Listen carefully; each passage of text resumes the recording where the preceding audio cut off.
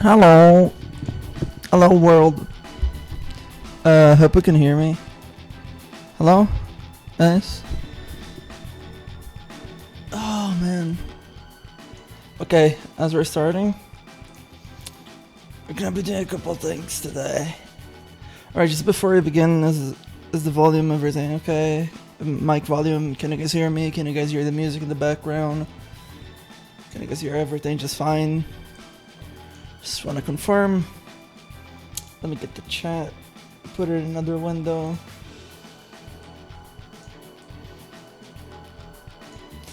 Nice. And I'm also watching the chat in Hedgeland. General chat, that is. I'm gonna do it and add everyone.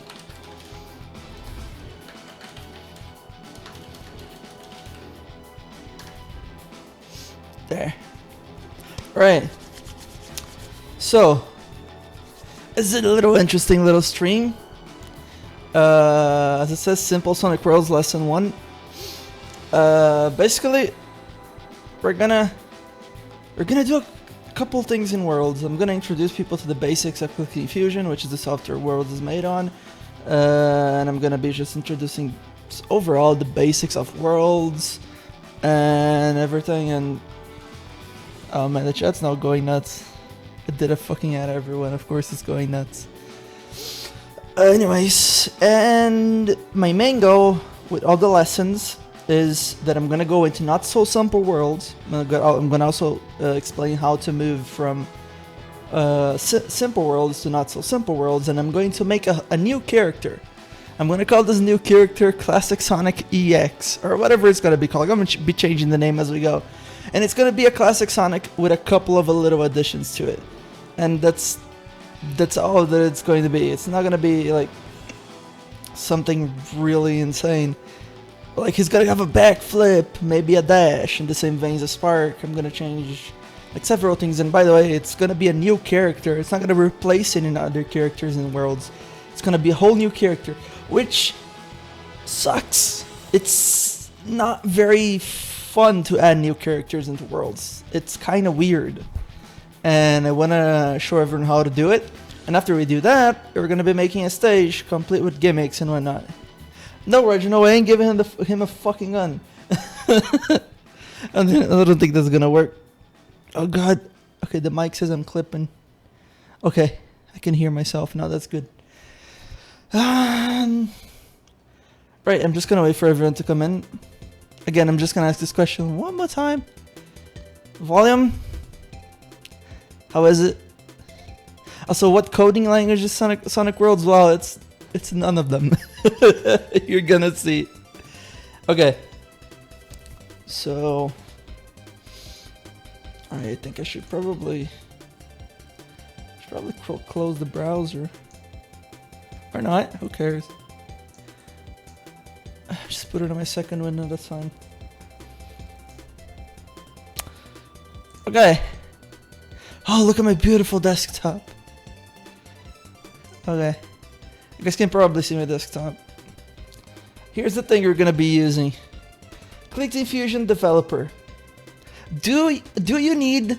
Is a little first question. Do you need Fusion Developer? No. No, you don't need Fusion Developer. Just get the standard one, if you can. Fusion Developer has nothing more than regular Fusion. The only reason why you would need Fusion Developer is if you want to publish a game.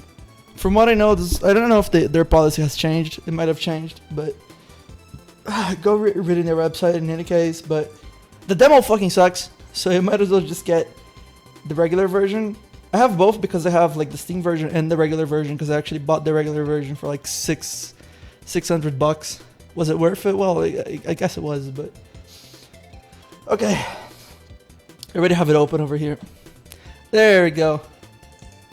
Alright, so let me just close it. This is how you close it. Alright, so... Okay, let me see, where did I put the damn thing? I think I have everything in Sonic Worlds. It's in Sonic Worlds Delta. Yeah, there we go. There's the exe and there's the MFA. Okay, so when you download not simple Sonic Worlds, it's probably gonna come with not so simple worlds. And let me just zoom in real quick. So this is a .mfa file. A .mfa file is basically a project in Qlikteam Fusion. If you double click it, it will automatically open. For most people, you're gonna be wanting to start with simple Sonic Worlds because it has no extensions, and I'm gonna explain why. So let's go ahead. I'm gonna go ahead and open Not So Simple Worlds. For most people, oh fucking hell, get out of here, Steam. Fuck off. No, okay, I guess I'm just gonna have to do this because I have the non-Steam version. Wait, hold on, is this right? I think the OBS is okay. Okay, so here's Qlikteam Fusion Developer 2.5. Okay, so basically, when you open this for the first time and you want to open Not So Simple Worlds, you're gonna see a couple of errors. It's gonna tell you you're missing extensions. Here's what you do. Okay, so let's just close this real quick. Let's just open a new empty project, and then you're going frame 1. This is your every frame in Qlikteam Fusion is a level, basically. It could be a level, it could be a menu, it could be anything. It's just a frame. If you click play over here, it's gonna play this, and this is my thing. This is it. There's nothing in there. Basically, what you do is that you double click this, and you just double click empty space, and you're gonna see all the extensions. And that's the thing that's giving you an error. You need the extensions, mostly the easing object and a couple of others, right? Thing is, you're not gonna know exactly what those extensions are. So here's a little tip.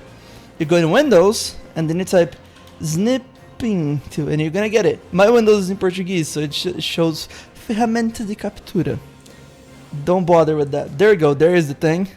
You click on new, and then you just do this, and it saves that image. I think every copy of Windows comes with that. So basically, it's going to show an error, and it's going to show the extensions you need. You use this thing so you know what those extensions are, and there we go. You just know them. All right, but then after that, you go in this thing right over here. This is a little thing. You go in Manager, and you need to be online to see this, but it's basically going to connect to the Fusion server. And now you just type the extension, like I need the easing extension. Easing object, there it is. And in my sense, in my case, I already installed it, so it just says reinstall, and it's cool. But after you got all those extensions, you can just close this. You can go over here and open. In my case, you already have it over here in the recently ones. You can see too, it's Sonic ATSA 1, Simple Worlds, Spark. Spark's right over here. I sound sick. Oh.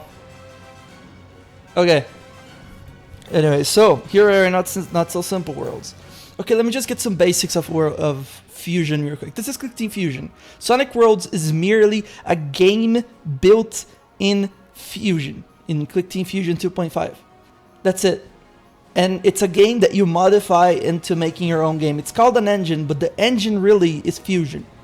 Fusion is okay. In my opinion, it's amazing for like just regular game dev. You just want to make like a little video game, a little Sonic fan game. It's amazing for a little project. It's amazing for a little game that you just want to make and you don't have any programming experience. I'm gonna tell you how how coding works in this thing, and it's not too bad. But first of all, you're not gonna see this thing over here, layers toolbar. So let me close it. You need to see that thing though. So you go in View, Toolbars, and Layers. There, it's gonna show up over there. Don't worry about those buttons though. I'm not gonna need them. So here you are in Not So Simple Worlds. What is this thing? What's the difference between this and this? And you can minimize it and everything. Like, okay, so double click this thing and that shows up. This shows up. Just ignore it. Just ignore it. Right. Okay. Just ignore this as well for now. Okay. So those are scenes, and this is the application. In fact, little fun fact: you can open more than one. There, you have two of them. But you know, it's not really necessary. Okay, so in my setup, things are organized a little bit different over here. So the zoom is over here, and the play buttons and all this other stuff is over here. But another very important thing is the properties bar. And every time you click on something, the properties change. For example, if I click on the application itself, the game, this is the game. It's gonna show whatever it is over here, like build type is a Windows exe application, or it could be something else. But don't bother with those. Look at that children. I tried installing and never got it to work. I think there was like an open source version of it. I wanted to fiddle with it, see if I could do anything, but nothing came out of it. HTML5 application, you can do that. I actually did export Not So Simple Words to HTML5. It doesn't work very well, but it actually runs. Still, like, just keep it at Windows exe. For the most part, you're gonna need that. Sometimes you might need it to be a sub app, but that's very advanced. Right, and over here, we can see the properties of test zone x1. Let me double click it, and then we get to the zone. To move around like this, you just hold the spacebar. Your key turns into a little hand, and then you just move. Super useful. Right. Let's just check. Okay, so it doesn't have. Right. Well, I'll tell you guys more about putting things on grid and having them like snap towards a grid, and you not having to actually just like manually move the thing like this. I think the thing's already snapped to a grid. Yeah, it is. I'll teach you guys about more of that once you get to actually doing level design. But for now, we're gonna be going through the basics and adding a new character. And one thing that I'm gonna be doing is that I'm only going to be using Click Fusion, because in my thing I usually use other stuff. I use Photoshop and several other software in order to do those things. But in this case, we're only gonna be using Fusion because I'm not sure if other people have those things. And to be really honest, you might not even need Paint. Get out of here in a video. Just get the fuck out. You might not even need Paint to work on Fusion, because you see, you double click an object, it opens up an editor, and we can draw. It's actually pretty okay. It's not too bad. See? It has a lot of features. It's actually not that bad, but it's also not the most amazing thing in existence. Alright. So let me go through over the basics of the UI overall. See all those menus over here? Probably never gonna use any of them. Here, you can save your little thing. Make sure to save often. And one thing that I do very often is save as, and I just save it as like a different number. Because the thing is, sometimes your game might get corrupted, and you're gonna have to redo everything. So make sure every time you wanna you're just gonna quit or just gonna do something else and then come back to it later, you save on another name, so you have several versions of that project. Also, one thing that might happen is that Click Fusion might automatically make it's gonna be labeled it's gonna be the name of your file .001. And that's an automatic backup made by Click Fusion. And the way you open that is just by changing the file name to a .mfa, and it will work. It's fucking magic. I love that shit. Then again, if you have like a huge project, it's gonna create 2 of that huge project. So keep that in mind. Right, never click plus on this thing. Just never do it. There's no need for it. In fact, as you can see over here, you can see a library with a whole bunch of shit. Never use it. You're not gonna need it.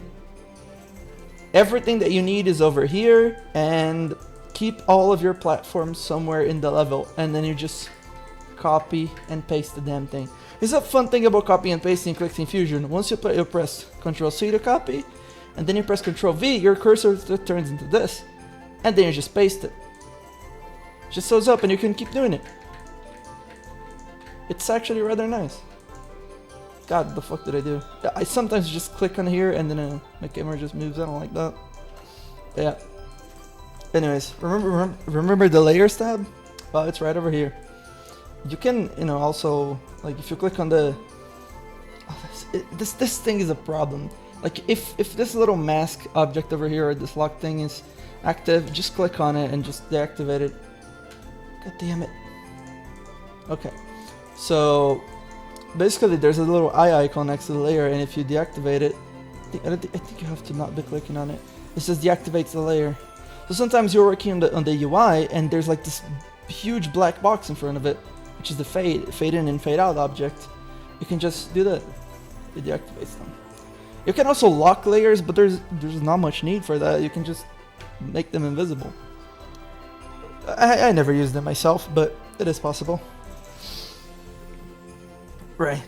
So more on the UI. Little fun fact here in File, you can go and build. And if you build and go in Application, you build your game. Basically, you turn your game into a .exe, just like this thing. And that's pretty useful.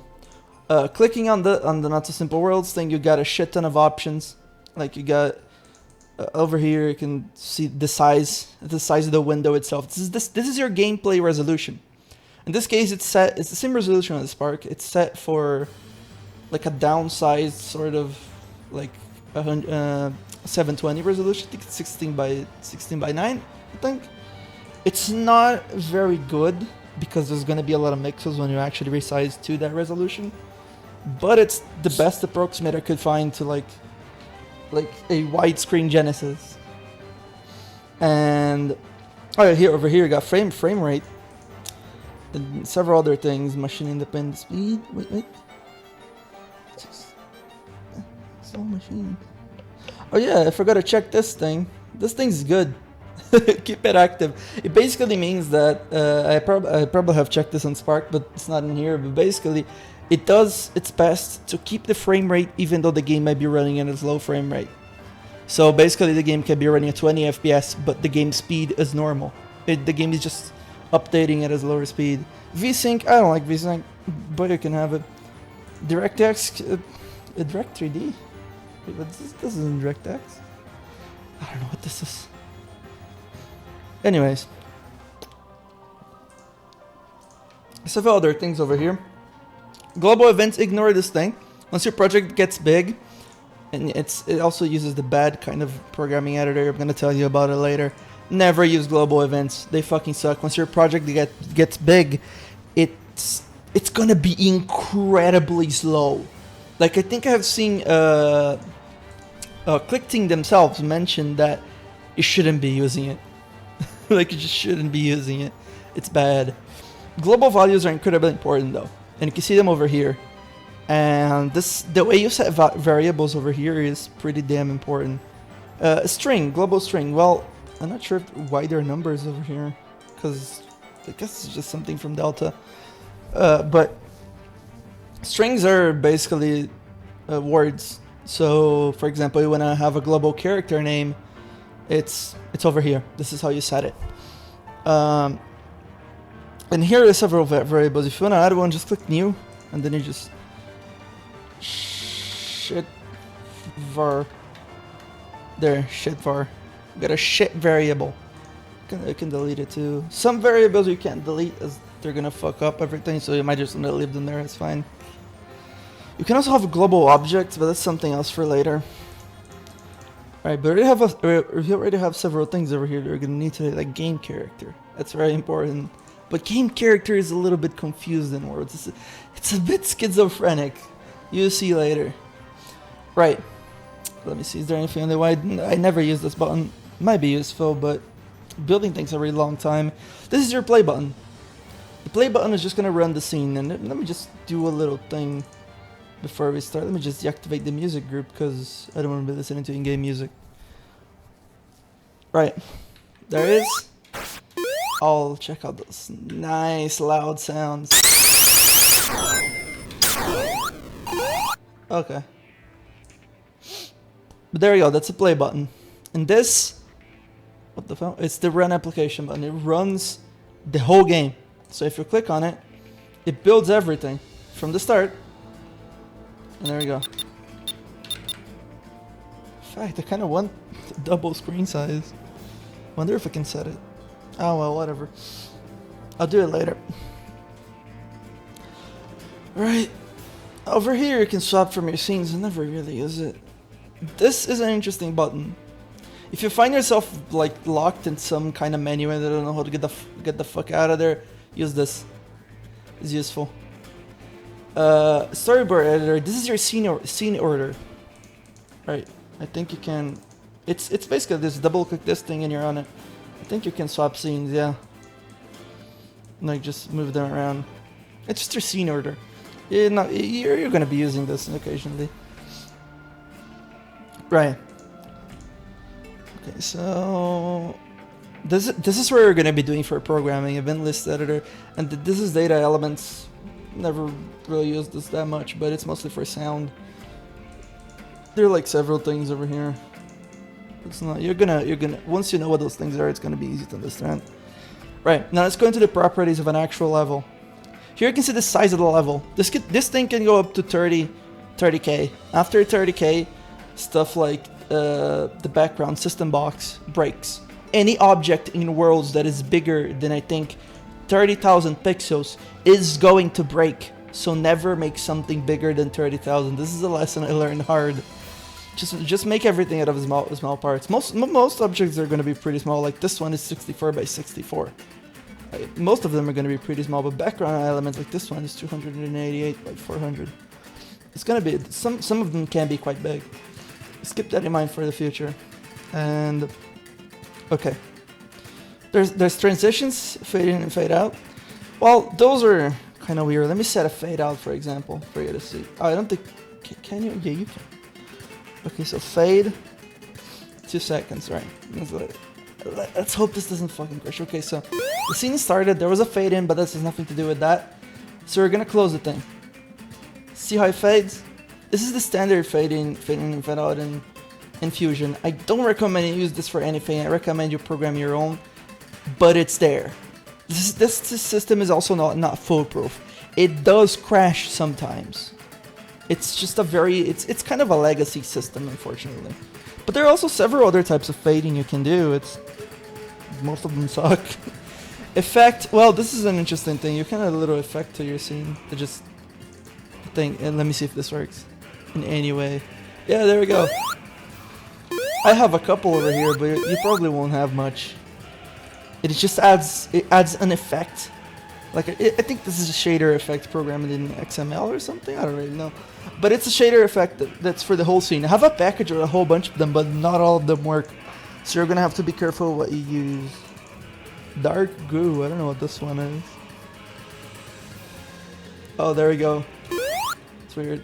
I only use this for a couple sections in Spark. In Fark Story, really. It's only like a very fringe feature of the game that you don't really see all that much. Right. Don't include a build time. Well, I never use this because I always include my scenes in build time. But yeah. Demo record. I have no idea what this is. Okay, so this is the runtime options. There's several things you can do over here. Recommend you don't really touch it. Number of objects. I think this is the maximum objects in the scene. In case it's 1,000, but 1,000's a little bit too little. Just go for 4,000. I believe in Spark for most stages the limit was 2,000 objects. But you can increase this to like a whole bunch. Doesn't really matter all that much, but you can do it. Password, I don't know what this is. This is a very important thing. Several versions of Worlds don't have this enabled by default. And this is important. Because this means, for example, if you have like an enemy in the background and it's checking for collision with the ground, and the enemy goes off screen, it's just gonna fall to the ground because it's only detecting collisions for objects that are inside the screen, right? So keep this thing in there, or else it's not going to. Objects that are outside of the frame, you're just gonna fall through it. It's not very fun, but you know you can still disable this and then find another way, like disabling the enemy if it goes off screen, which is possible, but. I'll just say, just keep it for the most part. It can be heavy though. This thing can be kind of heavy, especially if you're seeing yourself as just very big. All right, and this is just about. I think if I go over here for example, you can set some other things. There's the okay. So this is in the application itself. In the first one, oh, it's not the first one. Oh, it's this one. Yeah, it's the about one. It's the little. A little box. You can see the name and the icon. Here in the icon you can edit the icon and change it. There's like several resolutions. You need to put all of them too. Just keep that in mind. And the other icons for different colors just go to show how this was made for like Windows 95. This is a very old software. It's the GameCon. Kinda. But yeah. And here you can change several things. I'm not sure the language thing does. It wasn't here before, it just exists. copyright text box, whatever. You can just edit it. It's fine. This kind of stuff appears when you click on the properties and the exe itself. So I've already taught you guys the basics. Probably not. Like, let's keep doing it. There's a little help button over here. Not sure if this opens. Oh yeah, it opens this up. I never used this. It's not very good. There's not a lot of documentation on Worlds or Fusion. There just isn't any. Googling this shit is fucking tough. It's going to be really hard. I know things have been quite slow. I've been here for a while. I've been here for half an hour. And man, it's complicated. It's Worlds. So, oh boy. Okay, so I just want to see, do you guys have any questions in the chat? Because I'm gonna be moving on to coding right now, actual scripting, and basics of Sonic Worlds. I'm just gonna be waiting for you guys. Yeah, I'm not checking the chat on Hedgeland. Oh yeah, Brack, I'm doing the stream by myself. It's a Worlds tutorial. I can get you guys later on, so actually just start doing mindless work. How long did it take you to plan an entire stage? I don't know. It depends on what kind of stage. It really depends.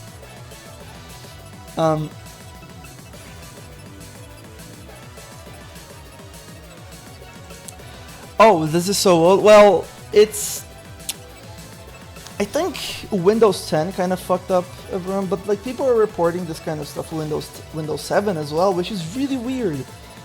The kind of frame drops that happened with Spark started in a specific date. I remember I was talking to the person who coded Sonic Emerald ties, and she was like, holy shit, why is my game running at 5 FPS? And then she disabled the controller extension, and it just... because, you know, we need an extension to have controller support, and it just started running at a very low FPS. Like, and then she disabled it, and then it started running at a good FPS. But then, like, for some reason for her, she didn't lose controller support, but I did.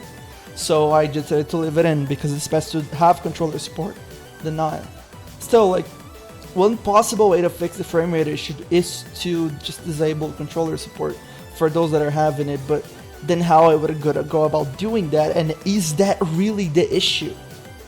Because the thing is, it's more than that. I've seen some people that have like constant bad frame rate throughout the entire game, and one of the reasons why is just because the game increases in complexity as you go along. Stages get bigger, you got more enemies, like enemies from previous stages are added into later stages, and they just keep adding up, and because they keep adding up, the game just gets to a point where, you know, there's a lot of enemies. Like in the later stages, like a shit ton of enemies all over the place. I'm not gonna abandon that. That's an interesting thing about those stages. There's just a shit ton of enemies. Freedom Planet did that too, and it was kind of cool sometimes.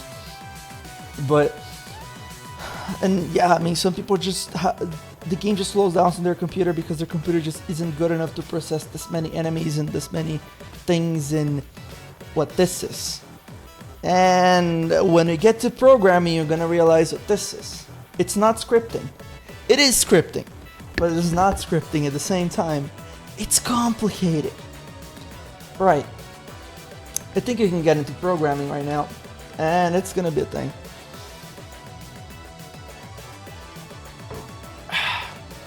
Let me just take a drink. And, okay, so first of all, we need to talk about extensions. So when you double click empty space, you see this window, right? You see all of those extensions, all of them. Fuck them. You see this little running guy over here? See this little running guy over here? Okay, you see, okay. Now you see this little thing over here, this little mountain. It's like a little mountain. You only need those two to make a functioning game in Collecting Fusion. That is all you need. It's fucking weird about all those. Fuck them. You don't need them. You really don't.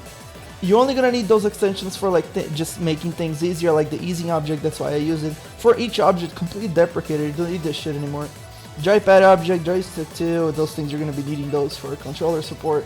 Global Store X I might need for saving, but then again you can just use this thing or I think something else. Parallax I used to use a lot. Perspective is a little fun little effect object. Steamworks, you're going to need it if you want to publish your game on Steam. Xbox Gamepad. There's an Xbox Gamepad. While is an interesting thing for programming, but I never used in this. Whiles are also extremely complicated. They can fuck your shit up. Ultimate Full Screen is a very interesting extension. I don't think you can get it in the manager. Maybe you can, but it's the thing that allows good full screen Click Fusion. Without it, you can't have good full screen. It's unfortunate. And window control. Window control is the resolution. That's mostly it, but we're gonna be just using backdrop and active. Okay, what is a backdrop? This is a backdrop. Anything that is a static object with no animations and nothing is a backdrop. This is a backdrop. This is weirdly enough a backdrop, and I'm gonna explain how the parallax works later. But this, the ring, is an active. How can you tell that? Well, if you double click the object, double click the ring, it has an animation thing. It has animations. And you can add animations. And there are several other cycles as well in animation direction and all those things. We're going to see all those things later, and it's going to be kind of interesting. This, in my opinion, is actually a very good feature of Fusion. A lot of software just don't really have this, and there's like this little animation editor with directions and whatnot. I think this is actually pretty cool, including actually having an image editor inside of your own software, which most of them don't. Unity, for example, doesn't have this. You need Photoshop or any other software outside of it to just use it. It's kind of funny, but still, it's really good that we have it. That's why you're not going to be using Photoshop or Paint or anything else, mostly, during this tutorial. But a backdrop, as you can see, doesn't have it. It's just a backdrop. All right, let's go through some of the basics of backdrops. Okay, so over here, we got several things in the properties. Just click any backdrop. Like, for example, those things over here, like the motor bug, no, those things are actives. Active objects have animations and can be programmed. But we're going to be talking about them later. And backdrops are just background objects and are also used for collision. So, okay, here you got the dimensions of it. Don't really... Okay, so if you double click it, you can change the scale. Never do that. Because if you do that, it changes the scale of every other backdrop. Never do that. Never rotate or do anything to a backdrop. Just position it. Because it'll change every other backdrop. It's fucking insane. But just don't do it. Alright? If you wanna do that, just like go into an image editing software or double click it. And here's a little feature. See those buttons over here? Here we go. This flips the image and this flips it. There, and there you can rotate it. Yeah. Yes. Okay. So okay, so backdrops can have several states. You could go into this red thing over here, and there's a state. There's obstacle or nothing. You're just gonna see obstacle or nothing. And don't forget about this thing, collision with box. Collision with box. Okay, so see this platform over here, and it has collision with box. And this thing over here doesn't have collision with box. So let's go test it out. Okay, let me click play. I think it's better for me to just show what it is. Oh my god. See this? See this thing? Well, and this thing doesn't have collision with box. If an object has collision with box, the collision in it is pixel perfect. That means it's going to be colliding with the pixel line. Right? So, okay, for objects like this, for example, we can just click on collision with box, because then it's only going to collide with the box, because it is a box. And that's good for optimizing your collisions. If you have an object that is just a square, just check collision with box. Collision itself will be a lot more precise, and sometimes you might have like a pixel like right at the top that is transparent for some reason, and that can fuck up your collisions in a little bit. It can add certain uncertainties to your gameplay and might make it a little bit more frustrating. So in objects like this, just check collision with box. It's very Very good. Okay, let's move on to actives now. Okay, first of all, you're gonna see best and most exciting thing in existence. There, this is an active. This is the most amazing thing in the world. And you can put a color in it. Just look at the object itself. This thing looks like it's from Windows 95. That's because it is. Okay, here's how you add an extension. Just double click the empty space, click on active, double click it, and your cursor is going to turn into this, and then you click somewhere, there we go. This doesn't show always exactly where you want it to be, but there's little important things about an active. When you double click it, there's a lot more to it. And well, okay, so here we got frames, and those are literal frames of animation. If you click on play, it's animated somehow. All right, but what you can do, you can just Control C this thing and V. Now let me just color in a couple things. You can just click on a color and then bam. Just using the paint bucket too. And now if you click on play, did you catch that? It did a little animation. It wasn't much. Okay, let me just do this. It's actually pretty fast too. See that? Okay, you're gonna be able to see it because right over here in the other side, frames and direction options. I don't know what's called direction options, but if you go in here, there's your speed and there's how many times you want it to loop or repeat. I usually just go with loop or just not looping. You can always set it to loop, and this is the back to frame, and basically when it reaches the end, it's gonna go back to the first frame. Or you can just put this up to max and have it go back to the last frame. So it's the same as not using a loop. But we're gonna be using a loop. Let me just put it in 0. God, the fuck. Oh yeah, if you press enter, you accept it. Okay, speed. It's set to 50. 50. Okay, Sonic Roads runs at 60 FPS. That means this 50 over here is a percentage of the actual frame rate. So this animation is running at 30 FPS. If you want to know which FPS your animation needs to be, just keep in mind 100 is 60. So this is 60 FPS animation. I know it doesn't look like it, but you probably can't see it because the video is not at this speed. But yeah, that's how this works. But if you set it to 10, you can see it now. There's a little animation in there. Also, let me show a little fun feature that I found a while back. If you go in rotation, whatever it is, says it's 20. You can do this. I don't know what this is for, but it's doable. It's bad. It fucks your pixel art completely. It's not very useful. But I do remember using this from time to time. You're not gonna need it. You can actually change the angle of an active and not fucking everything up. That's how Sonic rotates in regular worlds. You're gonna see it. It's not too bad.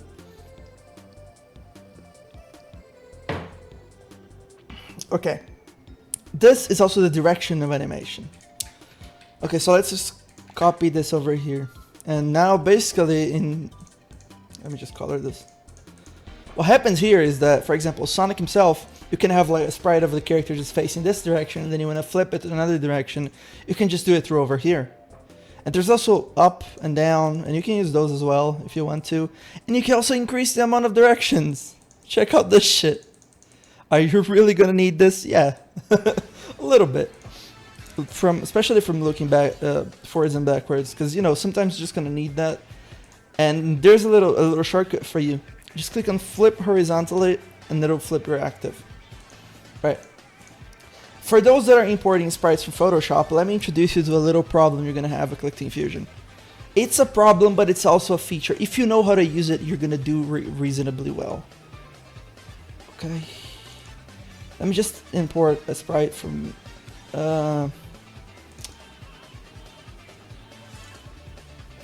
Spark.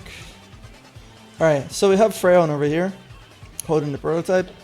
This from Spark Story in Spark. Okay, first of all, there's a little feature over here. It's this thing, crop. This thing is good, because it does this. And now there we go. It's cropped. Okay, little thing.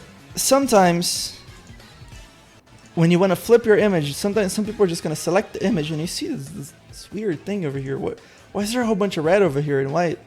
I'm going to tell you why. Okay, so I'll flip it. Wait, what the fuck is this? What happened? I flipped the thing, but the hell's that? Okay, so I Control Z that, but then I decided to, okay, I want to paint Freon pink. All right, here's the brush size, by the way, several other options as well, but keep it mostly in here. You can actually change opacity if you want to. Surprisingly enough, it doesn't. If you set the opacity to not 100, it doesn't paint black pixels, so you get kind of a neat effect. I use this for my advantage a lot. For example, if I have a flash white, you just do this. It's kind of nice. That's not what we're here to do, though. Let's say I want to paint Freon pink, just overall pink. Wait, what the hell? It's not painting over here. What is going on? Well, it's simple. You see this button over here? It's the transparency button. Click on it, and you have those options over here. Transparent color is something different. In some sprite sheets, you might notice that they have like a pink background. Well, you can use a color as your transparency color. Because here's the thing about images in overall images. Color images have 3 channels, and sometimes 4.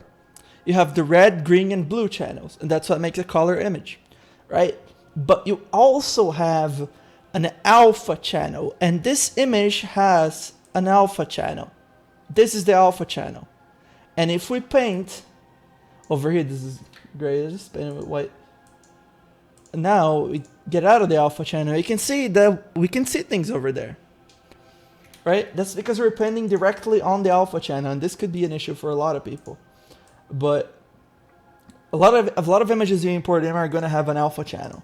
Most are just going to have, if you don't use Photoshop, they're going to have a transparent color. And a transparent color is a color that you set as the transparency color. So if you click on here, it's going to completely destroy the alpha channel. And okay, so I think you have to click over here. Yeah, and then see the cursor changes. I'm going to click on the green. And now technically I think the green is our transparent. There we go, yeah. Now the green over there is just transparent. And by the way, this checkerboard pattern means that it's transparent. So now we can paint over places that are transparent because the transparency color is not being used. And if you just click on the transparency color, and by the way, see what I did here, just click, I think it's, which button? Shift. You'll click shift in a place and it just copies that color and you can just paint. This is really useful. So I would not recommend using a drawing tablet with this thing, by the way, because I use a drawing tablet and it doesn't really work all that well for this thing. But you know, a lot of people that do pixel art don't really use a drawing tablet. If you want to use drawing tablet, just go for Photoshop. Photoshop is great for pixel art if you just gotta set it up right. But yeah. So, is there anything else? Well, there is. There are several different animation cycles. We can have, by default, Worlds has like several over here, and I don't really like them, but they're there. And just a little thing, don't touch appearing and disappearing, because those things are tied in the code and they can fuck things up. Sometimes you want to destroy an object, but it stays in there. That's because you have an animation in disappearing that is probably set to loop. Because when you destroy an object, sometimes Click Fusion does defaults to the disappearing animation, because that's supposed to be the animation of your character disappearing, but it's just kind of weird. Sometimes you just want to create an explosion in there or something else like it's done in Worlds. You know, so... But yeah, you're going to be using those a lot. Okay, so in any animation that isn't stopped, you're going to have this thing, lower and higher speed. Always set those to the same variable, and it's kind of hard sometimes. Just keep them on the same number. I never found any use for this. I really never did found any use for this. If you want to make your character like rise in the speed of the animation as you walk, as your character walks, you're gonna just do it via code, and I'm gonna show you how and where is it done, because it's already done in Worlds. You can just copy and paste the code. So yeah, this is the okay. So this is a little interesting little thing. Let me just get a new image. Right, this is a fucking horrible frame. Anyways, over here you have several other options, several other tools you can use. There's a little eye over here, and there's a little action point. It's called the action point, this thing. I never use this thing. I don't know what it is for, but the eye is incredibly important. Okay, so when you click on a scene after having the eye selected, you see that over here the numbers change, and there's a little marker over there. This is your hotspot. This thing is fucking important as shit. Okay, so depending on where this is also your thing's pivot. So your animation will rotate around this thing. If you want to add like a rotation via code, it's going to rotate around this point. And not only that, if you change this point over frames, see what I'm doing here? I'm copying and pasting and then changing the position of the damn thing. Alright, it's set to loop. Let me set it to like 30. Check it out. It just moves. It just moves around because we moved the hotspot. It's called the hotspot. It's the little eye. Keep this thing in mind. This is incredibly important. If you want to just tweak an animation and then just have it set in the right place, this is the right way to go. You just change the position of the hotspot. Also, fun little fact, you can copy and paste animations really easily. So if you go over here and you click copy, right click this thing, and then you go over here and click paste, your whole animation is in here.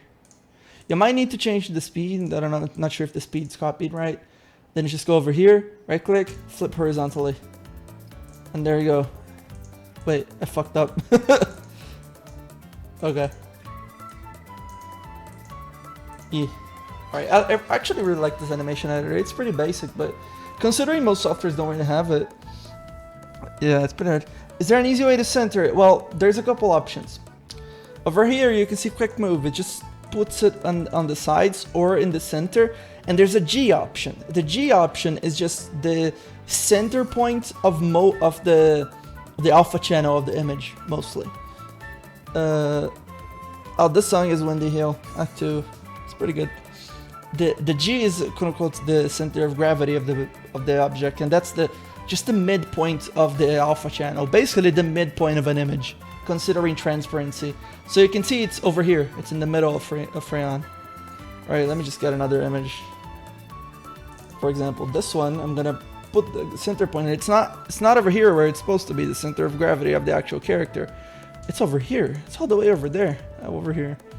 You know, it really depends on the image. For example, I think if I go over here, it's added the transparency. Just add a little bit over there. And then you go over here and set it to the hotspot. Now it's over here because it's in the middle of the points. It's where technically all the middle is. Anyways. Oh no, there's one more thing I need to go by. Okay, so here in the animation list, if you scroll down all the way down, you go over here, right click, you can click on new. And then you add fuck, and then there's an animation. You can add a shit ton of those. Fuck Virtue. You can add a whole bunch of those. It's fine. You can even copy and paste them, but all of them work like the walking cycle. They have the low speed and high speed. Always set those to the same volume. This is the same value. Don't forget to loop as well. And with that, you should mostly be fine. Okay, deleting this active. So that was the basics of actives. There's more to go through though. Okay, this over here, this little green thing over here is a moving platform. Why is it green? Well, if you actually play the game, I'm gonna keep it PG, fuck you. If you actually look at it, it's normal colored. It's not green colored in game. That thing is loud. Let me just look up. There we go. See, it's not actually like differently colored. It's just a regular color. Why? Well, I'm gonna click on it, and you see that it has two frames: the regular one and the one that's green. How did it make this green frame? Well, it's very simple. You just copy and paste this frame, and then you go over here, and then I go over here, and transparency, and you just do that. And you click on loop, or not, it just does. There's no need for it, but if you want to loop, put it back to 2, so it's gonna be back to frame 2. See there 2? So when you play, see that it blinked green for a while? That's okay. Especially when you do it like this. Just do it 100. I just click 9 several times and it goes to 100 automatically. Right? Now, you don't even see it. Now the platform is green for the editor, so you know that that thing is actually a platform, but in reality, it's going to be a normal color in gameplay time. Right? It's the same thing for the loops. This part, this layer of looping, I'm going to explain looping at some point, but this thing is not actually this color, it's this color. But it's changed over here, so you know the thing that you're working with. This is a really good thing to do. Checkpoint, however, doesn't really do that. It's okay though. Okay. There's one more thing we need to go over.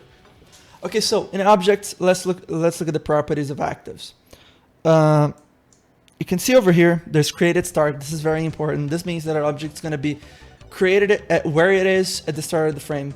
Sometimes you don't want this option selected though. For example, in an explosion. Sometimes you're not going to want an explosion to just be in there at the start. You're going to create that as the game goes. So you disable that. It's not going to be in there. Follow the frame. This is super important. All UI things don't follow the frame. That means if an object doesn't follow the frame, if an object doesn't have this selected, it's going to be stuck to the screen. It's going to be stuck in here. For example, the score and over here, they don't follow the frame. They stay stuck to that position the way it is. If you set it to follow the frame, it's gonna be a regular level object. Right. Destroy object to fire from frame. Sometimes it actually does, sometimes it doesn't. I'm not really sure. Inactive to fire from frame. Leave it on automatic if you want to. However, some objects you might not want to do that, especially if they're enemies or something like that. You might not want to do that. Collisions use find detection. Okay, this thing is also incredibly important. Find detection is the same thing as the backdrop thing, collision with box. It's the same exact thing. Except it's just called find detection. But if it is find detection, it means it's pixel perfect. If not, then it's just going to be colliding with the box. This is also incredibly useful. It's the opposite of this for some reason. I don't know why. Memory load on call, I don't really know those things. I never actually really messed around with them much, except for global object. Global objects are very important. If you want an object to be consistent between several frames, you set it to global object. Why is this thing not set to global object? Why is none of those things set to go? Oh, Sonic is? What the fuck? That's weird. Those things should be set to global object though. But whatever, I guess it's fine since they're all just in code. Those objects over here, I'm going to explain what they are later. There are several objects in here, and by the way, pretty much all of them are actives. Except for this thing, probably. No, it's an active too. It just has a sound icon on it. They're all actives. This explosion over here, an active. Sonic himself, an active. Remember the active thing? Remember that thing? That's a down animation for some reason. But there we go. There it is. It's just an active like anything else. All of them are just actives, including this thing. No, this thing isn't an active for some reason. It's like a counter object. I don't know why. I don't know who made this, but could have just been an active. It's not like this is gonna be more or less expensive. Okay, so automatic rotations. What? Never seen this. Compatibility. This thing is a thing that caused me a lot of problems actually, until I realized it was a thing. I don't remember exactly what this does. Oh, I think, okay, so sometimes when you like change the animations, it would reset the... okay, so in old click team fusion, I think if you change the animation, okay, I don't really remember, but just don't enable it. Just leave it as is. It's fine. Okay, so have we done this? Yes. Okay, so this little moving guy over here. Movement number 1 static. Just keep it like that. Never change this. It's like several things over here that you can use. Oh my god, there's a race car. 8 directions, mouse control. Don't use any of it. just code your thing. Those things over here, they're not very... how can I put them? They're not very reliable. You're gonna have a lot of problems with them. It's much better if you just code the object behavior itself. And there is behaviors and qualifiers. Qualifiers are interesting. You see qualifiers over here. You see 1, 2, and 6. If you go over here, you have to click on the side, and then you get edit. Now you see all of them over here. Qualifiers are important. If you click on add, you're gonna see a whole bunch of lists of several things. Those things don't mean shit. Breakable, dissolving, dialog. No, they're nothing. They're just like tags. They're tags you can add to your object. They don't do anything on their own. They really don't do anything. However, in Sonic worlds, certain those numbers over here, those might not show up in the same way if you're using the regular version of worlds. But yeah, this is Afterburner Bayonetta. It's fucking great. Anyways. If you're just using worlds, those qualifiers are already pre-programmed into worlds. And okay, if you want an active object to have collision, you go in here and you add the 0. Okay, you guys gotta write this down because this is important and it's gonna be on the test. Qualifiers are massively important in worlds. 0 means collision with a solid object. That means it's gonna collide from every direction. I'm gonna delete this one because this is a platform and it's a 1. A 1 means a platform. That means you can go through it from the underside but not from the top. I guess you guys can see what a platform is. It's an object where you can land on it from the bottom. Like you can just go through them. Let me put this thing closer to Sonic. Let me do a little glitch over here. It's gonna be fun. Alright. You see what I can do? I can just jump. Yeah, I love doing that. Okay. I can jump from the bottom and I'm there. That's how it works. That glitch is amazing. Oh yeah, by the way, once making a level in Worlds, Worlds doesn't have crushing by default. So if you're not gonna add crushing by yourself, it's gonna skip like that. And it's amazing, I love it. I prefer that over crushing. Seriously. No, fuck squishing. To do squishing, as far as I know, you actually need a squishing object. I don't know where it is exactly. Yeah. Ceiling crush sensor. Let me see if it works. Wait, no. Oh, yeah. By the way, never just move those objects out of here. I'm doing a terrible mistake. Just copy and paste them.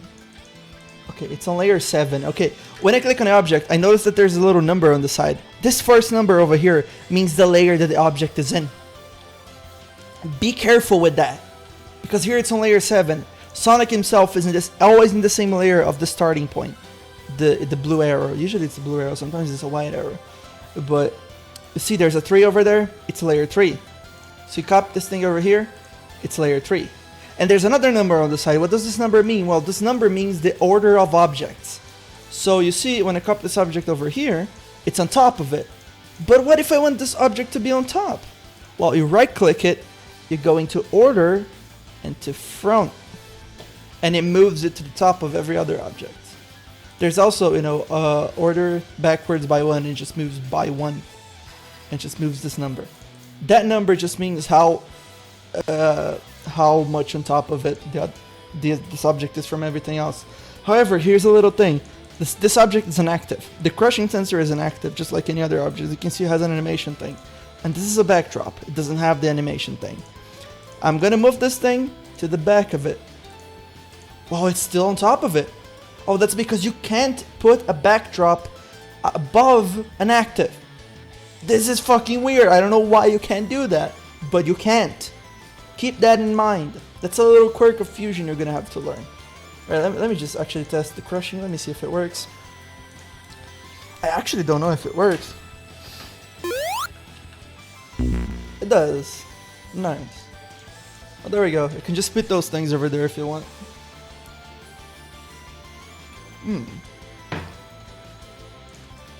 Alright, have I been over everything? Oh yeah, monitors are actives as well. As you can see. You can just use them. Right, they all have an icon. Sometimes the icon might get fucked, so you might want to edit them yourself. This is just the object icon. It's just the icon that's going to be appearing on code. You would want to put a backdrop over an active... Yeah, if you want to put a backdrop over an active, you need to use layers. Yes, you need to put, for example, if I get this thing and you know I put it on layer 4, it's above the active. But here's a little quirk: is that if I put it on layer 4, it's not gonna have collision. And you can already see Sonic's actually. You can see a little bit of the shield down there. Oh shit! Nice resolution, baby. You can see the underside of the shield in there, right over here. Yeah, but that's how you put them over them. Right. I'll be explaining parallaxing all those things in the when I start actually making levels. How long have I been here? An hour. What? At least I taught people basics of worlds. Okay. I hate this thing. Never use this thing. I hate it. Don't even organize it. It's not worth it. Just keep everything organized in the level. It's fine. Now here's a little thing I added. We're gonna go over this gridding. Gridding is great. It's really useful. Never keep this thing visible though. No, I'm not sharing the playlist. So what should I do now? Should get into coding. Guys are gonna get into coding.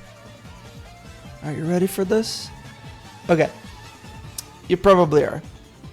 Okay, you see those things over here? Those things at the top. Okay, so this is your storyboard editor, as you can see before. Right? You gotta get out of it so you can see things. This is your frame editor. This button just puts you back in here. This is the frame. It's called the frame. We could just call it the level. But there's this thing right next to it. This fucking thing. It's called the event editor. This is supposed to be your main programming thing in Fusion. Oh, is the stream dead? No. Keep it going. I need to rant about this thing. I need to snip this thing. Can I zoom in? No.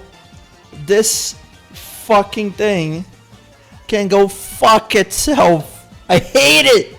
I fucking hate it.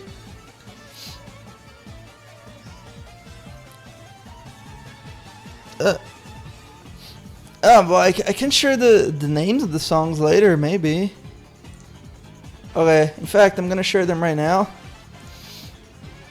If you're really obsessed with it, and you guys are gonna be, oh, show me the music.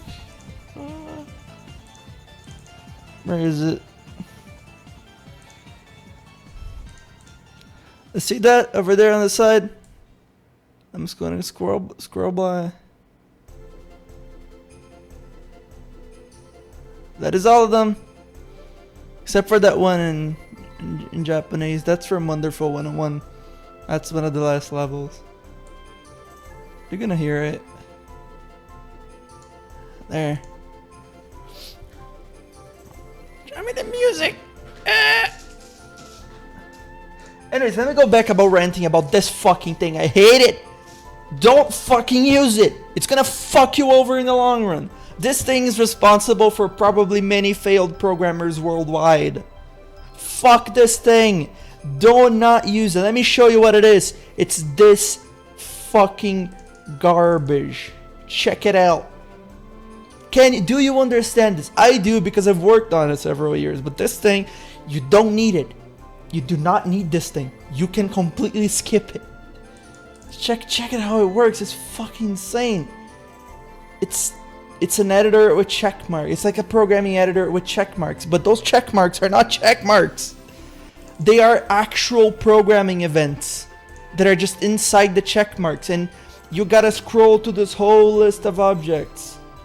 The only utility this thing gives to me, the other things don't, is that I can click on an object and just find out where this object is used. This is incredibly useful. This is the only thing that is incredibly useful. I know that it's used in destroy object outside of the ruin. I know what that thing is because it's inside of this group. And it's gonna be in here, this little object over here. Oh, by the way, let me just share this thing real quick. Those objects, and where's the square one? those guys are cool. They're incredibly useful. Sometimes you might make an edge in worlds that just doesn't work very well, like this one. Let me just show it. See how there's a little gap over there, right? And then you go over there and ban. See what Sonic did over there? That's not very good. However, if you just go in and you put this thing, it's only a 6. What am I doing? Come on. Is Ctrl-C and Ctrl-V not working? Oh, it's because the game is still running. How did I do that? Alright, just put this thing over here. You can also make it transparent if you want to. I usually do that. Now, that doesn't happen anymore. And Sonic just goes through it normally. That's a little tip and trick for you to not fuck up the physics. So, what retard made this? Well, it was someone way back in the day having an attempt at making programming easier. Clicking has always been a massive experiment on making things easier to program and develop. And the fact is, Clicking Fusion is great for those starting out at programming. It makes things that it lowers the bar, but it also lowers the ceiling. And that's not very good, because if you get really good, in a way it also like extends the ceiling like massively, because the problem with this engine is that with Fusion is that for like really complicated things, it's fucking horrible. It's not very good at all. If you want to do something complicated in Fusion, it's going to be more complicated to do it in Fusion than it is anywhere else, because it's just how it is. However, if you're just starting out doing a couple things, it's actually not too bad. Okay, here we go, buddy. Events list editor. It's as I say over here, never use, just use. That's a bad meme, doesn't work. Fuck it. But just use this thing. It's called the event list editor. And why? Well, it's a lot more similar to regular programming. And by the way, little tip: if you click on a group and it becomes all black like this, you right click it, close all groups, and it closes everything, so you know what it is.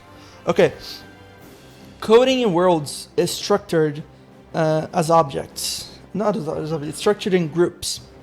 So you have a group that is simple Sonic Worlds. Here you have all the code for Sonic Worlds. All of it is over here. There's also level objects code, and you can disable all of them. You can just right click, edit, active when frame starts. It becomes grayed out, and now if I click play, Worlds doesn't run. That plays for some reason. But there we go, simple Sonic Worlds. There's level objects code, just bosses and whatnot. You can disable those too. Just disable them. Or delete them outright. There we go. Also, another little thing, now that we're getting to coding, if you have an object in the scene and you delete that object and an error message pops up, that might mean that that object has some code attached to it. Don't click OK. If you click OK, things are going to get fucked. Make sure, if you want to delete an object permanently, make sure there is no code attached to that object. Okay. Let's go anywhere in your code. Technically, to make a code, you just need to click in new condition over here and then do a thing. Let's make a little event. Let's teach you the basics of scripting and make a little event. So, how does coding work overall? Well, it's actually fairly simple. See, okay, scripting, imagine if your computer as an actor, and that actor is reading a script. The script is the game's code. That's why it's called scripting, I think. And what's going to happen is the computer is going to read the code from top to bottom, and it's always from top to bottom. There's a lot of quirks involved in this, and you're going to keep that in mind for the future. Things that are down there in the code execute later and not before. Okay, so all of this code, all of it, everything that is over here, and it's about 3,836 events, are executed 60 times a second. All of them. Because the game runs at 60 FPS. right? Okay, let me take a drink.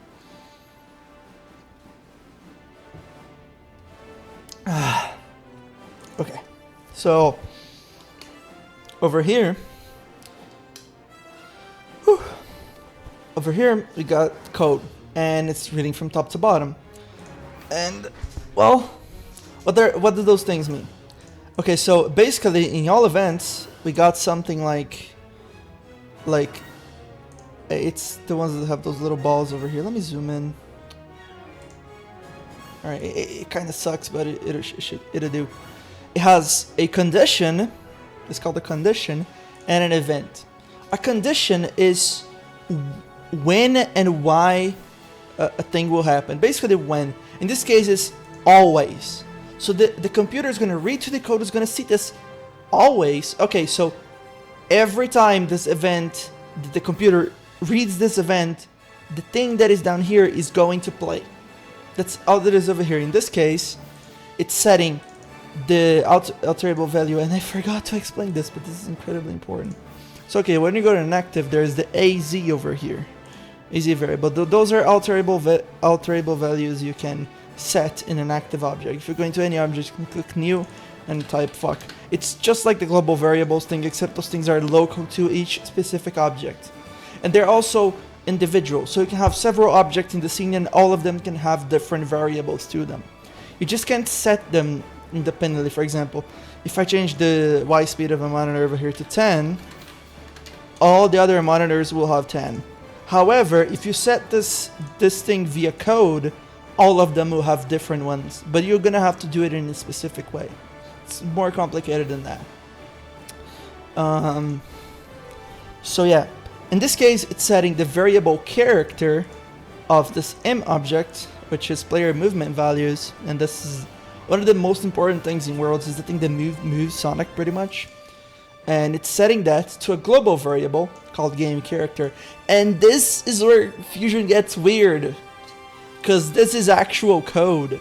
I can code in here. Like, what? Yeah, let me do a little math function. I can code. This is essentially code. I'm doing code. It's just fucking weird as fuck, but you can. It's Quick Team Fusion is supposed to not have code, but it can have code. And what I'm doing over here is that I'm setting the character to the sin of character divided by 10 times the cosine of 30. Why? No idea. It's dumb. Let's not do that. And what language is this? I don't fucking know. It's Fusion. It is what it is. You can find those functions right down here. For example, if you click on send, there you go. It's right over there. They're right over here. Modular, misc, or whatever, power. Like, there's a lot of things over here. Min, maximum. Oh, this is clamp. Is it clamp? I don't know. Yeah, also, it can have syntax errors. Basically, if you just gibberish it, it gives out a syntax error. And you click on where, it's going to show where, but it doesn't really. And this means that your code is fucked. You got to set it to the right way. I'm going to teach you how later on. Okay. Oh boy. Let's do a little event just to showcase how this works. Okay. So, over here, we can go over to player 1. No, we're not going to do that. Let's do it the right way. In debug, I'm going to hit gear in debug. Debug is it's just a group. Is this just math stuff? Yeah, it's mostly math, but there's a lot more to it. It's actually scripting sometimes, but you're not going to be using it all that much. You're going to be using that thing a lot, but not as much as you might think. This debug it's anything. It's just a group name. And this over here is a comment. You can right click it and go in insert comment and type fuck, and then set back color and set it to pink. Fuck. It's right over there. It's just a comment. Like, for example, here I have several keys for you to press in order to activate characters. For example, you press 1, 2, 3, 4 to 5. You change your characters. This is just to make things easier. If you're testing out a stage and you want to see if that place can be reached as tails, you just change your character. You can also do a fun thing and change your character on the fly and see what happens. And I die. It's kind of funny. Right. There's a little R key as well, which is something that I always add in my own games that I added over here. If you press R, your character will just kind of fly. It's very good for testing out things that, for example, let's say you haven't programmed pits yet, and you fell in a pit, and you want to get out of the pit, you just mash R. Okay. Anyways, here in debug, I'm gonna add an event. It can be anywhere. You can just click anywhere. Just click here, insert, and it's a new line. You're gonna insert a new event, and it's called okay. First, when you click insert a new line, you're gonna insert a condition, and you see all of this shit over here. You see those little events over here. Those are core collecting fusion things, and there's also the groups, or those are the things that are set in the. I forgot the name of the damn thing. Qualifiers, yes. Those are also the things that are set in qualifiers. And also you can just move those events around like this. Right. Okay, so all of those things that you see over here, at least most of them are actives. They're active objects. Like that old thing. All of them almost are actives. Right? And they are just objects that have some code in them, and the code is usually right over here. In the same panel, it's in one of those groups. If it's not in there, then it usually doesn't exist.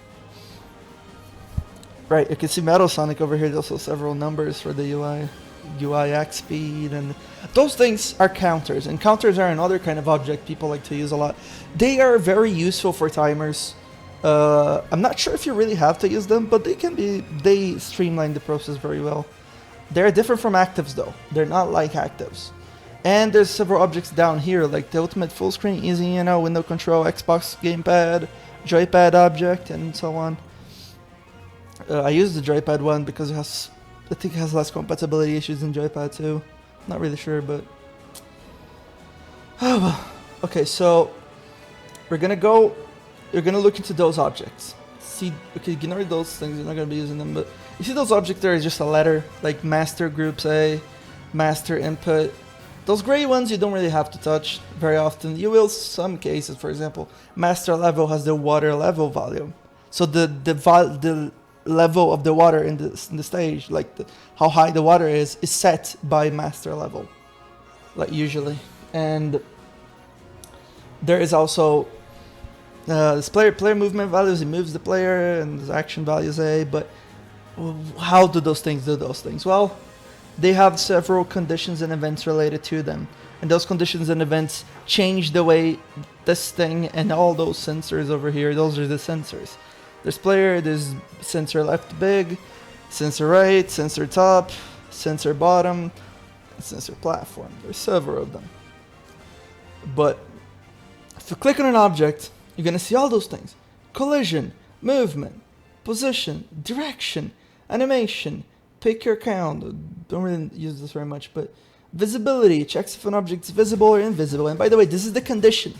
This is a check. It's the computer checking if something is happening or not.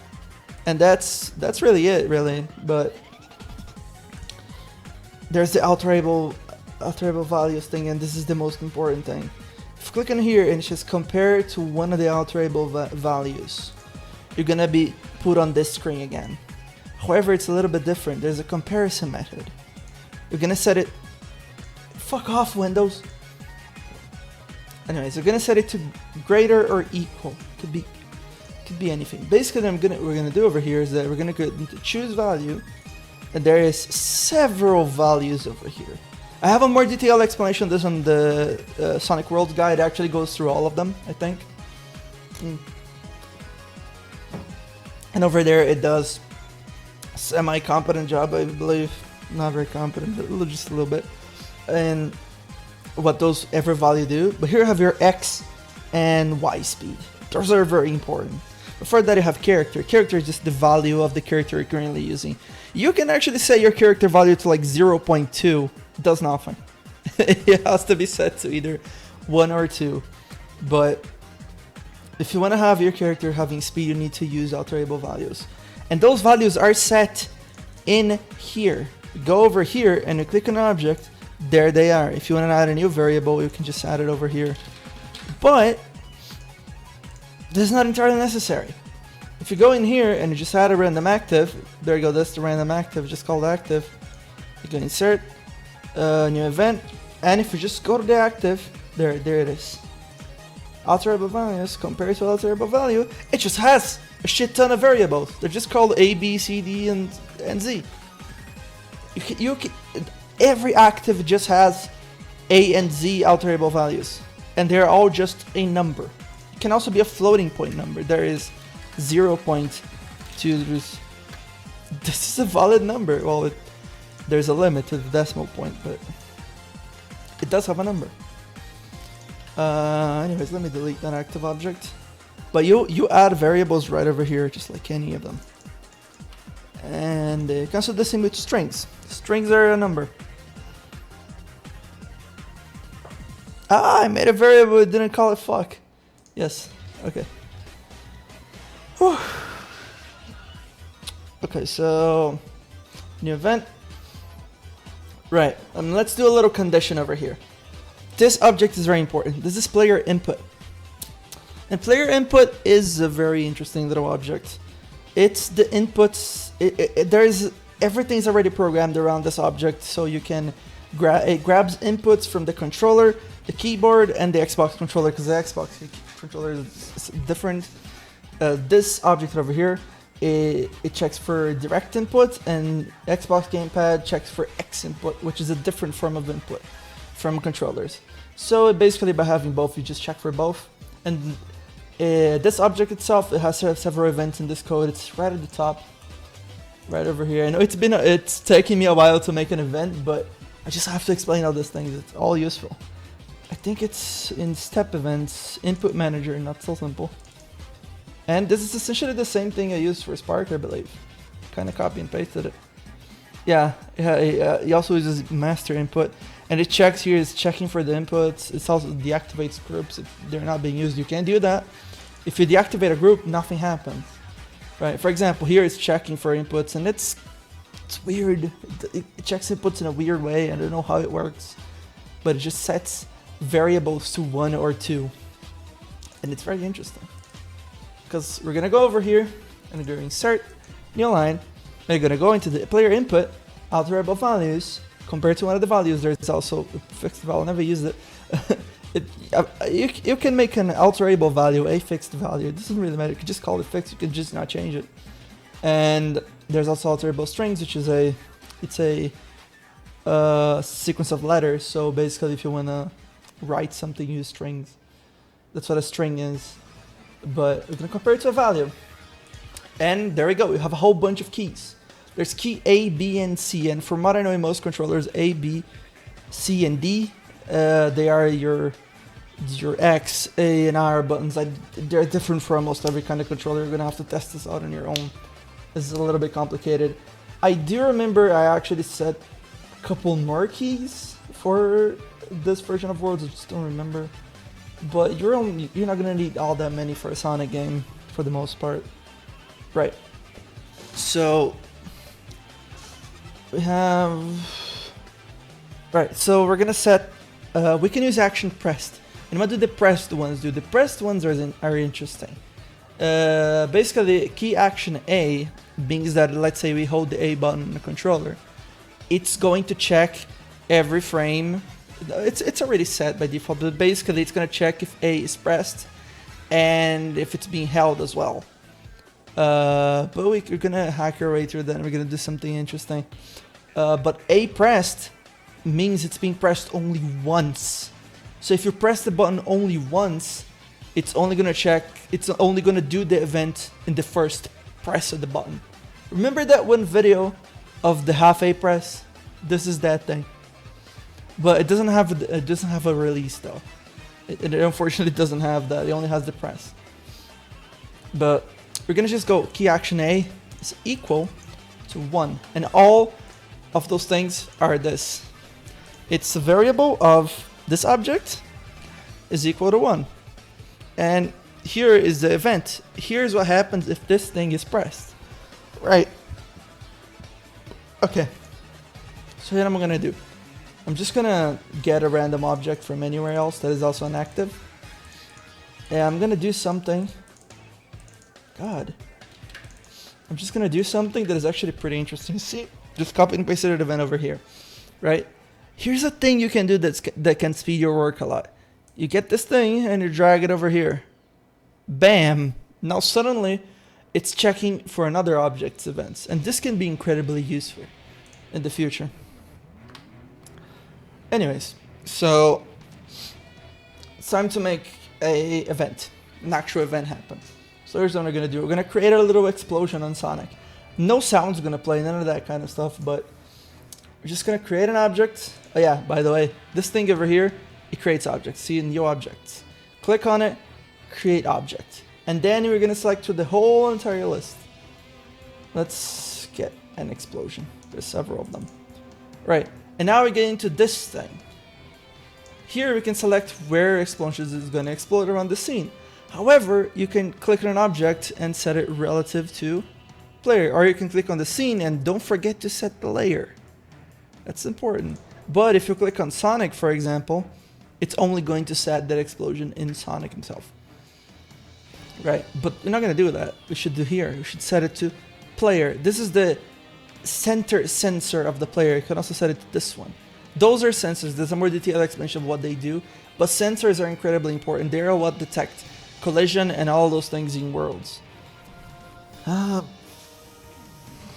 This stream is gonna be saved, yes, like all of them.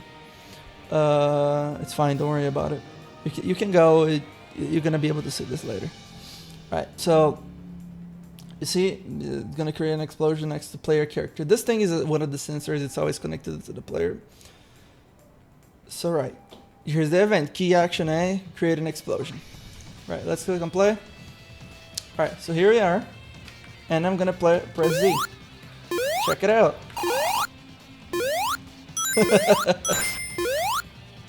Okay, so here's a little problem with this. The explosion is automatically programmed to destroy itself once it runs out of time or runs out of frames or something like that. However, if you create an object like I'm creating right now, basically, there isn't a trail of explosions here. It's just a whole bunch of explosions being created at 60 FPS. I'm just holding A, by the way. And if you create a lot of objects, you're gonna run out of the object limit of your scene. And usually you have this top bar over here. It shows the amount of objects that there are. So if we hold A, you can see that it increases to 300. There is a limit. There's also the amount of RAM that it's using. So keep that thing in mind. This thing can fuck you over if you don't know what you did. But yeah, don't create objects willy-nilly. You can fuck things up. And you're not going to notice it has fucked things up because Fusion is programmed to not crash. At all costs. If you see Fusion crashing, there's something wrong because Fusion is technically programmed to not crash. It's very crash-proof, but for some reason it still does. Like for example, it doesn't actually have any code errors for the most part. It doesn't really let you have any code errors. Like most scripting languages are just going to give you like a massive error message and you're going to be like, I'm going to have to fix it. And they're going to be testing out your game and it's going to show, oh, there's an error here, this thing is supposed to be here, whatever. It's going to do all those things, but Fusion doesn't do that.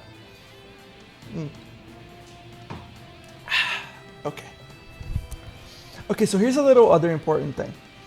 If you right click over here, we can insert another condition. Right, just click in the condition, right click and insert. And we can just go in over here, for example, all table values, compare one of the table values, and key right is equal to 1. And by the way, if it's 0, it means it's not pressed. If it's 1, it means it's pressed. That's all. Here, in this case, there's 2 conditions, and it says if key right and key A are pressed, then the explosion is going to be created. So if I just press jump, which is key A, nothing happens. However, if I'm moving right and I press A, there is an explosion. Right.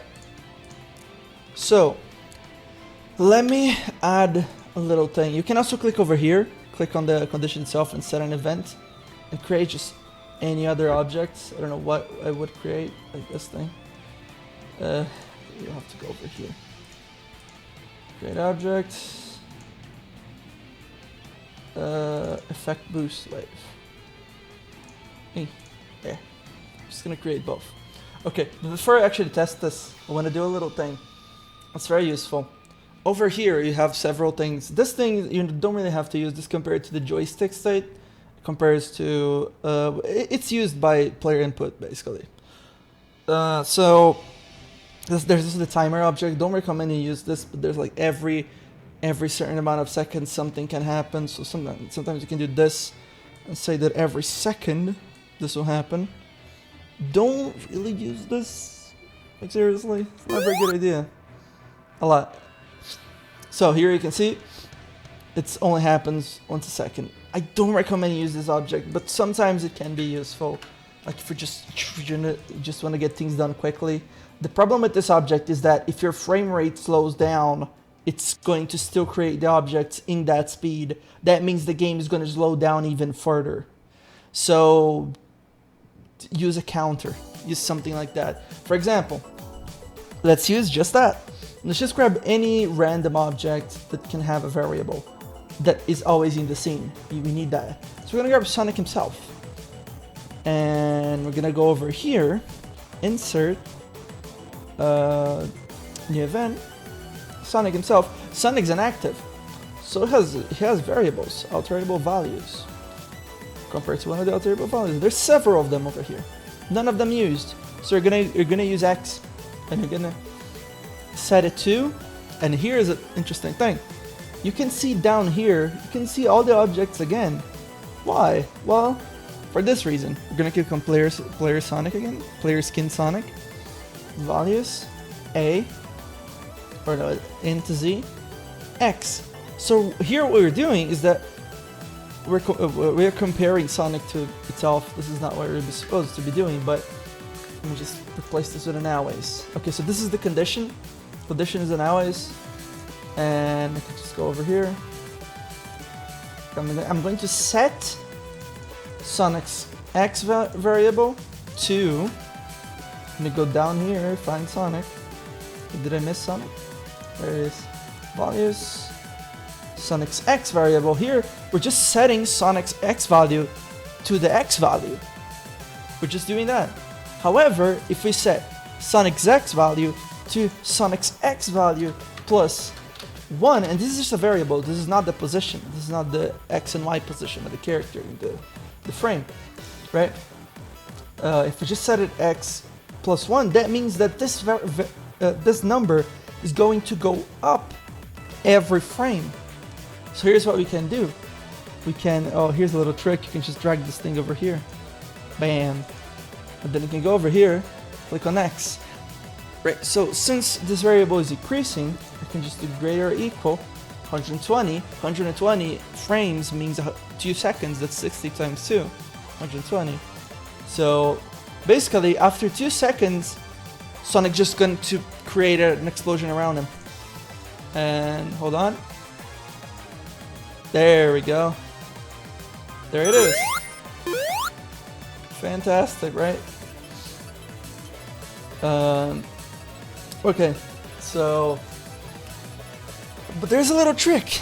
There's a little trick you can do. Okay, so let's click in the condition itself. Condition event. Keep that in mind. This checks for a thing and does a thing. Right click, insert, and over here you have special. I don't know what it's called special. Those are like core functions. There's also sound and storyboard. Storyboard changes levels basically. But in special, we can have several things. You could have always and never. It's interesting. Never. I never used never. Never used it. Oh my god, everyone's asking. Yes, you're gonna be able to watch this later. Like every other one of my streams. It's gonna be a while before the VOD's up, but it's gonna be in there. It's an automatic process by YouTube. Come on. Okay. There's several other things over here, especially compared to a global value. If you click this thing, it's gonna compare it to a global value being set in this thing, which is the thing that I said before. Group of events, it can also change group of events and whatnot. However, there's this limit conditions thing, and this is very important, especially this one. I don't really use all the others, but I use this one a lot. Only one action when event loops. This is very important. If you do this, and you gotta place it on the bottom, usually, because this is the condition. In a sense, it's just like reading the script. First, the computer checks for this thing, and if it's not true, it just moves on. However, if it is true, then it compares the next one. In this case, it has only one action and event loops. And this is a thing that Fusion has that no other coding language, as far as I can tell, has.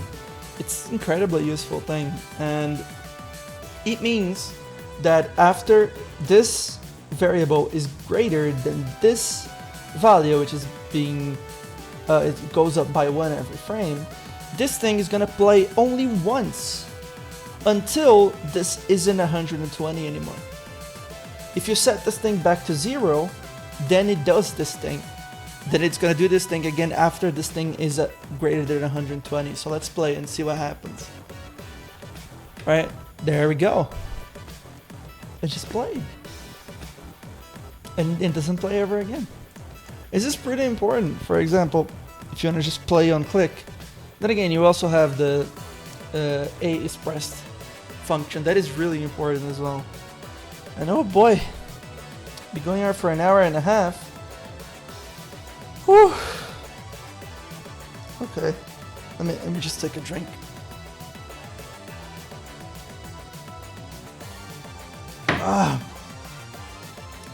Okay, now that I have coding basics set, might as well teach you about worlds. Okay, you probably get basic stuff. This is, oh, check out this thing on loop. This is an interesting thing. Okay, let me teach you this thing. Okay, so always, I'm just gonna make an always event, and if you go in here and you click this thing, I think it's this thing, you go in fast loops and then click start loop. It starts a loop. What is this? Well, how do I do this? It's complicated. It's a for loop. A fast loop is basically, it's an intra-frame event. Let me try to explain it. I'm gonna have to draw this. Okay, so here we are. So here we have the script, and you have the computer, right? So the computer reads the script and then outputs an image on the screen. That's literally what it does. Whoa. That's what it does. It reads the script and it computes an image on the screen, and it's done, and it does this 60 times a second. I guess it shouldn't be like that. There. Read the script, computes an image. Read script, computes an image. Read script from top to bottom, of course, and computes an image. That's all that it does, and it's incredibly simple, right? However, a for loop or a fast loop and clicking acts inside the script. So it's like any other event, but it loops itself until it's completed, and then the scripting continues. Okay, let me get a better example. This kind of shit. Oh god. Basically, you know, you have your script, and there's all the lines, right? There's this one fucking line over here that isn't actually a line. It's this. And then it goes. So basically, it's a fast loop, does an event multiple times and makes the computer read that thing several times before it continues. You're gonna see fast loops a lot, but yeah, they do that. However, you gotta be careful with fast loops because sometimes they can go on forever and your game will crash. That's okay. So a lot of the times when something crashes because of something like this, it's because it's processing an endless loop and then it just crashes. Just like this. So yeah, it's complicated. But yeah, fast loops are complicated, and I don't know exactly how to show them. It's like a for loop. In coding, that'll be a for loop. If you know what a for loop is, then you know what you're doing. To just work in an interesting way. Basically, you go over here, you go in alias, and then you go in fast loop, start loop, and then you just name it something like fuck, and then enter the number of loops, 99. And then over here, just copy this thing because it already has a thing. Oh, I should do that. Over here, oops. Wait, what? Oh yeah, fuck. On each object, also very, very nice. So if you go on an object and there's loops for on each object, it's gonna do a loop for each object. It's the same thing as that one, but you don't really have to use this. A lot of times it just does it automatically. You will need this in occasion though. There is certain enemies that will need this thing for you to get into it, but this is kind of advanced. I need to go over them later. Okay, so on loop. Fuck! And A can do anything. So essentially, if you get over this and you create... this is gonna be an ear rape. You're gonna create a ring next to Sonic. Oh my god. Get prepared for this. Okay, so first of all, set main volume to 0. Okay, so what it's doing here is that it's starting a loop called fuck 99 times, right? Here it says if the loop fuck is playing, it's creating a ring next to Sonic. That means every frame it's gonna create 99 rings inside of Sonic. That means that it's just gonna pile up a shit ton of rings on top of Sonic. It's gonna completely break the sound engine because it's gonna play like so many sounds. Let's see what happens. And this is 99 times a frame. So 99 times 60 is the amount of rings per second you're getting.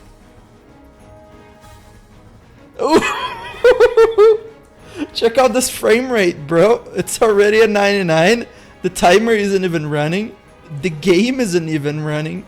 The object is not even, it's not even at its maximum cap. Because there's like so many objects. But yeah, this is fast loops. Be careful. Let me set it to something like 10. Now it works. It's still bad frame rate and it's still at 99.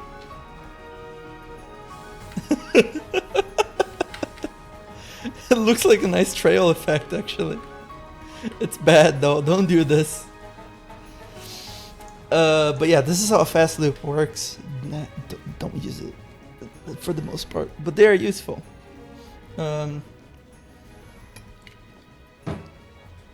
Right. Now I'm gonna do something a little bit unconventional. I'm gonna go into my Sonic Worlds guide.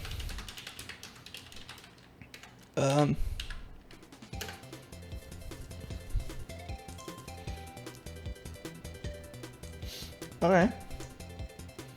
We're over here. Okay, so in my Sonic Worlds guide, it's very old, but it has a detailed explanation of most every single one of those variables. Like those over here. M, A, O. But let me just give you a little rundown. M is movement, it's X and Y speed, all those things. O means it's usually animations, and A is gimmick actions. Don't really use it all that much. Don't really have to use it all that much. There's a whole bunch of A's. I don't know what those do. I don't really use them all that much. In the older versions of Worlds, I remember only being one A, and you didn't use them all that much. There's player input, which you already use, and there's the sensors. Okay, so if I play Worlds, and I believe there's a key that sets your sensors to true, and you can actually see them. I just don't remember which one. Okay. Let me see if I can find it. So let's code. Okay, so let's press the keyboard. Let's press the M key. Alright, so if I press the M key, I'm gonna go over here in the sensors, and I'm gonna go, because the sensors are invisible when they start. So here's what you can do. We can go into visibility, make object reappear. And if I press M, one of the sensors is going to reappear. There it is. Right, and I think we need to do this for all of them, but I have a simpler way of doing things. See this? This has all the sensors, and I can just be a faggot and do it the professional way. God, there's so many of them. Jesus fuck. Okay. If you just do this, it actually works. Oh boy. Oh, we don't really need all of them. We don't really need all of them. Okay. So one thing that you might want to do is remember the colors. You gotta remember the colors. And it might be a little bit unfortunate for some of you. There's a small sensor, there's a big sensor. Mostly use the big sensor, and I'm gonna be mostly using the big one anyway, so let me make some of them visible. Okay, this isn't all of them. There's the angle sensors at the bottom. The way it detects angles in worlds is by detecting if okay, so it's kind of interesting. I think it's basic trigonometry. It just detects the difference in position between both of those objects, and then like detects the angle, you know, like in trigonometry. But yeah, so here we have several sensors. There's, get out of here, bitch. There's the bottom sensor, which is the green one, and there's the big green ball, which is just your main sensor. But don't recommend you use that one though, because there's a better one. If you go over here and you make this thing visible, let's click on play. Oh, I can make it full screen. Nice. You see that? That's the big sensor, and you can also see that it decreases in size when you turn into a ball as well. That's done via code, so you gotta realize that. And there's also your top sensor, which is the yellow one. Right is red, and left is blue. This one in the middle, I actually never used it for anything, but those sensors are your real sensors. So if you can actually spot very well, it's kind of hard to do, but let me just kill those guys. Like here, check this out. Sometimes I almost enter inside of that platform, even though my red box is touching it. Like, check this shit out. Like I'm like inside of it, but when the blue sensor enters on it, you can see that it pushes me around. Those are the real sensors that detect you and push you away from platforms. It actually works in a very simple way, but it's more complicated than that. Except for the green one. I think the green one is actually using the small sensor because there's two of them. There's a small little one that's inside of it. It's this one. Visibility, make reaper.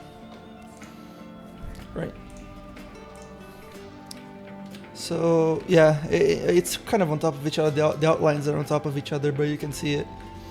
It's very interesting. There's a top sensor, which is the yellow one. You can see the detect ceilings just well enough, and you can see that the sensors rotate, just like you. And they also jitter a little bit. It's fine. That's just how it is. Those sensors are really important. For example, if you want to compare collisions, for example, they have a very interesting feature of them. Because if you go over here and you click on the object itself, like this is the sensor down bottom, it has an alterable value. Compared to a value, it has collision. If the collision is a collision collider fix, I don't know what that is, but if it's equal to 1, and here compare collision of 1, right? This is the compare to one of the alterable values and equal. If it's 0, it's not colliding with anything. It's 1, it's colliding with something, and then you can do something here. If the character is on the ground, like you can create a little effect or something like that, and then you can add something like the only one action event loops. So you can create a little thing once you actually drop on the ground. You can do that, but yeah, that's it. But okay, there's a better way of doing that though. If you go in M over here, alterable values compared to one of them, there's a whole bunch of them, and it has ground. Ground variable means if you are in the ground. If you are in the ground, your character is doing something. So yeah, that's it. Oh man, I'm kind of losing track. I've been here for like 2 hours. Basically, if your character is on the ground, this variable is going to be equal to 1. So if you check to that variable, it's going to be equal to 1. Man, there's a lot to go through. Okay, so simple worlds, it has several groups. In all those groups, it does things. And this is why I had my Sonic Worlds guide up. That's what if you want more on this, you can just check the Worlds guide. It actually tells you about all of those events. And okay, so another thing, when it talked about collisions, if you want to have an object collide with another object and you want to check for that, you can just go, for example, here in the explosion, collisions overlapping another object, and I use that one and not any of the other ones because I don't know what they do. I just use this one. If explosion is overlapping Sonic, and there we go, you can also do a negate, and you negate that option. That means if this object is not overlapping Sonic, something is gonna happen. And you click negate again just to make it if it is overlapping Sonic. That means it's on top of it. Make sure they're on the same layer though. They have to be on the same layer. And okay, so I'm gonna put this. Next thing is, okay, let's go to the groups. I'm just gonna, okay, I think I'm gonna end the string soon. I'm just gonna talk about basic things and what those groups do. So okay, in the simple Sonic Simple Worlds group, and you can also check out those details over here if you want more information, those comments. You can in this code we got everything that's related to worlds, everything that the Sonic physics and all of those things that are in here, except for enemies and whatnot and bosses, which are over here. Bosses, enemies, stage gimmicks. Anything related to the engine itself and physics and characters and animations for characters and interactions go over here. But you can also have stuff over here, and there's the music, and there's the debug, there's level specific code obviously, because some gimmicks are not going to be in all stages, so you put them over here. Sometimes some gimmicks that are like used for Sonic, like item boxes, are put in here in Sonic Simple Worlds, in the Worlds group, right? But here in general methods, remember this, guys. Right click on a group, right click, close all groups. This is very useful so you know where you are, how to orient yourself. Okay, so here in general methods you have startup event and step events. In startup you just got basic startup properties like set water to 1, water level to a specific object, and there's an object it's set to. For example, this is setting the water level to the Y position, which is the position in the up and down axis, to the water level object. So if you move that object around at the start of frame, and this is an interesting event which you can add over here, start of frame and end of frame. Start of frame is the start of the level. So the start of the level is going to be a water object that shows up. And in step events, you got inputs pretty much. That's mostly it. There's a global timer. I'm not really sure what it is, but it's a timer. The way it's coded is actually pretty bad. It's tied to the frame rate, which is a good and a bad thing. For speedrunners, I think it's better for it to not be tied to the frame rate. As in, like, if the game drops in frame rate, the timer is like static. It's like it's independent of the game, something like that. Not really sure. Okay, in object management, oh, here we have the player group. Player group is important. Player group is where everything is, literally. You have an initialization, whatever. It sets where the sensors are, it sets the offset of the sensors and whatever and whatnot. And it sets a whole bunch of things. For example, start the frame, move all those objects to the layer of the starting objects. And it also sets the... Wait. Why is this here? Oh, I don't know what that is in there. Well, whatever. That's the thing though, there's so much in here, I don't really understand everything. Okay, here is character attributes. Okay, it also says simple in the front because this is a group I edited myself. The attributes themselves aren't exactly accurate to classic Sonic physics. You can go in the physics guide, grab the variables and put them in here, it's not gonna feel exactly the same. It's unfortunate. You have to set them to a thing that actually makes them feel like the classics. Making this thing 1-to-1 is surprisingly tough. But in regular worlds, in Delta, and in any other version of worlds except Simple, this group is weird. Because here we have the character values. I just put them over here so you know which ones they are, because over here we have character equal to 1 and there's setting a whole bunch of variables. This kind of group takes advantages of, remember when I told you that the script is read from top to bottom? Okay, so it's reading from top to bottom, so it reads always, and then it sets the variables. It sets the variables to a whole bunch of things, right? So yeah, they're being set. However, then if characters, certain characters like Tails has specific variables relating to them, then it checks. If character is equal to 1, that is Tails, it sets all those variables to something else. However, if it's 3, which I believe is Amy, 3 is Amy, 0 Sonic, it sets fall speed and fall slow down to certain values. So those variables are also set over here. In regular worlds, I really don't like how this thing is done, because it's done in a very weird way.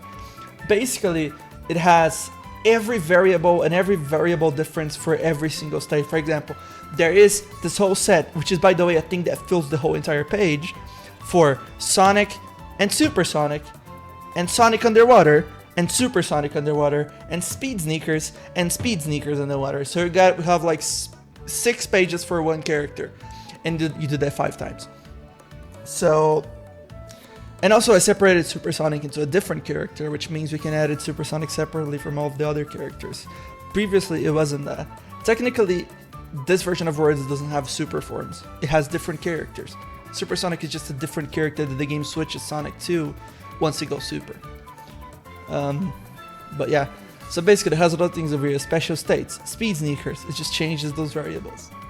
When you change another variable after it has already been set, like for example, X acceleration 0.16, and over here is 0.5678. It's always a weird variable like that, don't worry about it.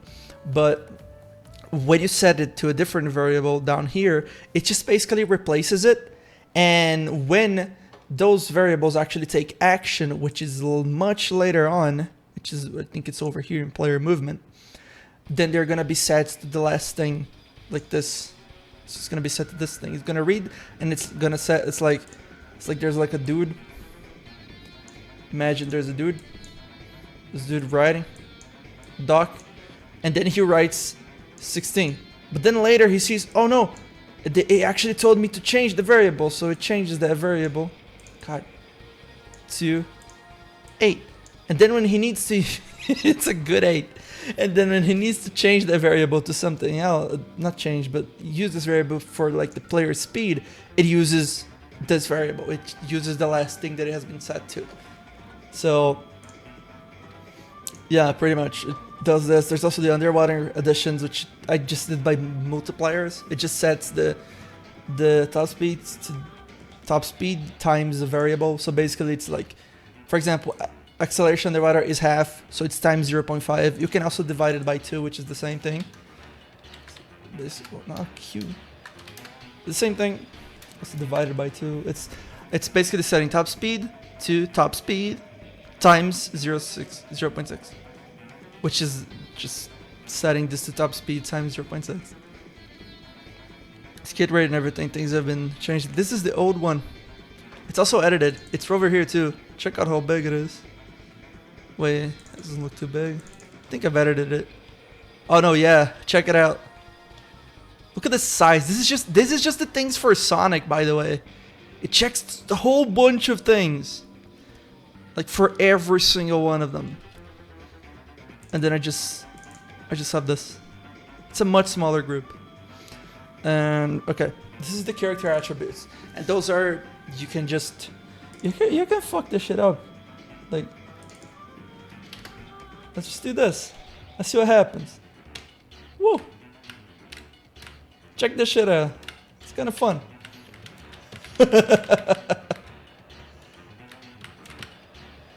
Oh yeah, I probably need to explain those variables too. You see how Sonic doesn't actually go super fast? It goes to a specific speed. Okay, let me explain that. Okay, so max speed is the maximum speed your character can go in the x-axis. This is max x speed. This is how fast he can go totally. Top speed is the maximum speed you can accelerate towards. That's why the character wasn't going faster than the specific speed. It's because it was reaching the top speed. If you change the top speed to 15, which is the same as the maximum speed, then it's gonna go super fucking fast. Oh, I mean, I changed it back. But basically, now we don't have a limit for accelerating, so I could just keep going. Alright, I grabbed the super box. I guess it doesn't matter, but still. Yeah, now it's being set to normal. But yeah, I don't think you could notice over there, but I was accelerating like super fast.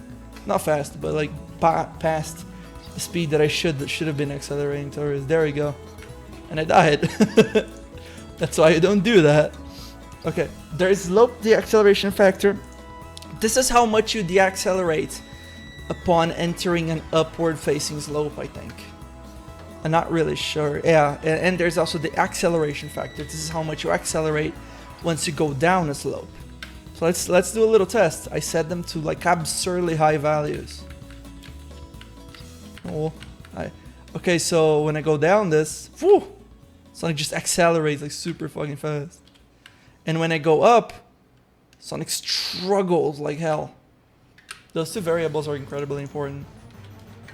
You might want to tweak them to your likings so you can get something that's either close to the classics or something that's close to what you want it to be. Max Y speed, that's the maximum speed you can fall at. Y acceleration is basically the force of gravity, I think. And it's usually, yeah, it's the force of gravity. See that over there?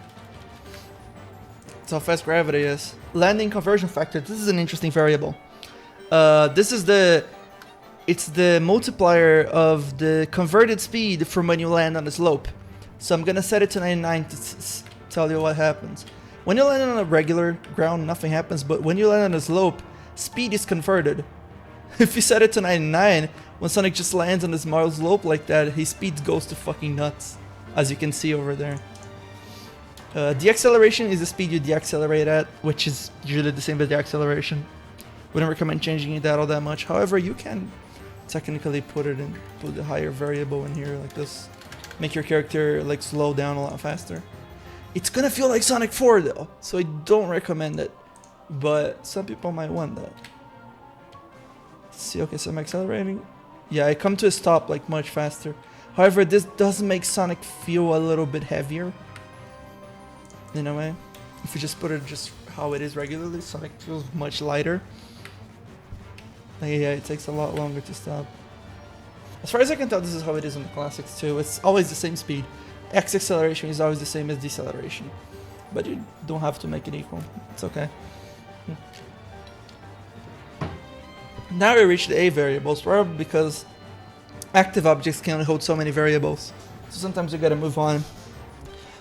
But I got jump strength and jump release strength. The hell's jump release? Well, let's show it to you. Jump release is when you release the jump. Have you ever noticed how you release a jump in some games? Some characters come to a halt. If I hold the button, character just goes up. However, sometimes if I release the button, the character adds a force against it. It's not really working here. Let me check. We set it to +5. Yeah, I guess this is the thing. Yeah, check it out. When you release a button, when you hold the button, the jump goes in the speed of jump strength. As I'm holding the button, the speed of the jump is jump strength. The speed becomes -6.5 as I go up. And then when I release the button, it becomes the jump release strength. And whatever it is whatever it's going to be. Like for example, here it's 4, so it was 6, and then when I release the button, it becomes 4. See how there's like a little stop? It's really hard to notice, but it's there. I mean, let me put it into 1. I think it's gonna be a lot easier for people to see. Yeah, check it out. Don't tweak those variables unless you really know what you're doing. Look up shift amount I never actually saw this thing, but let me check.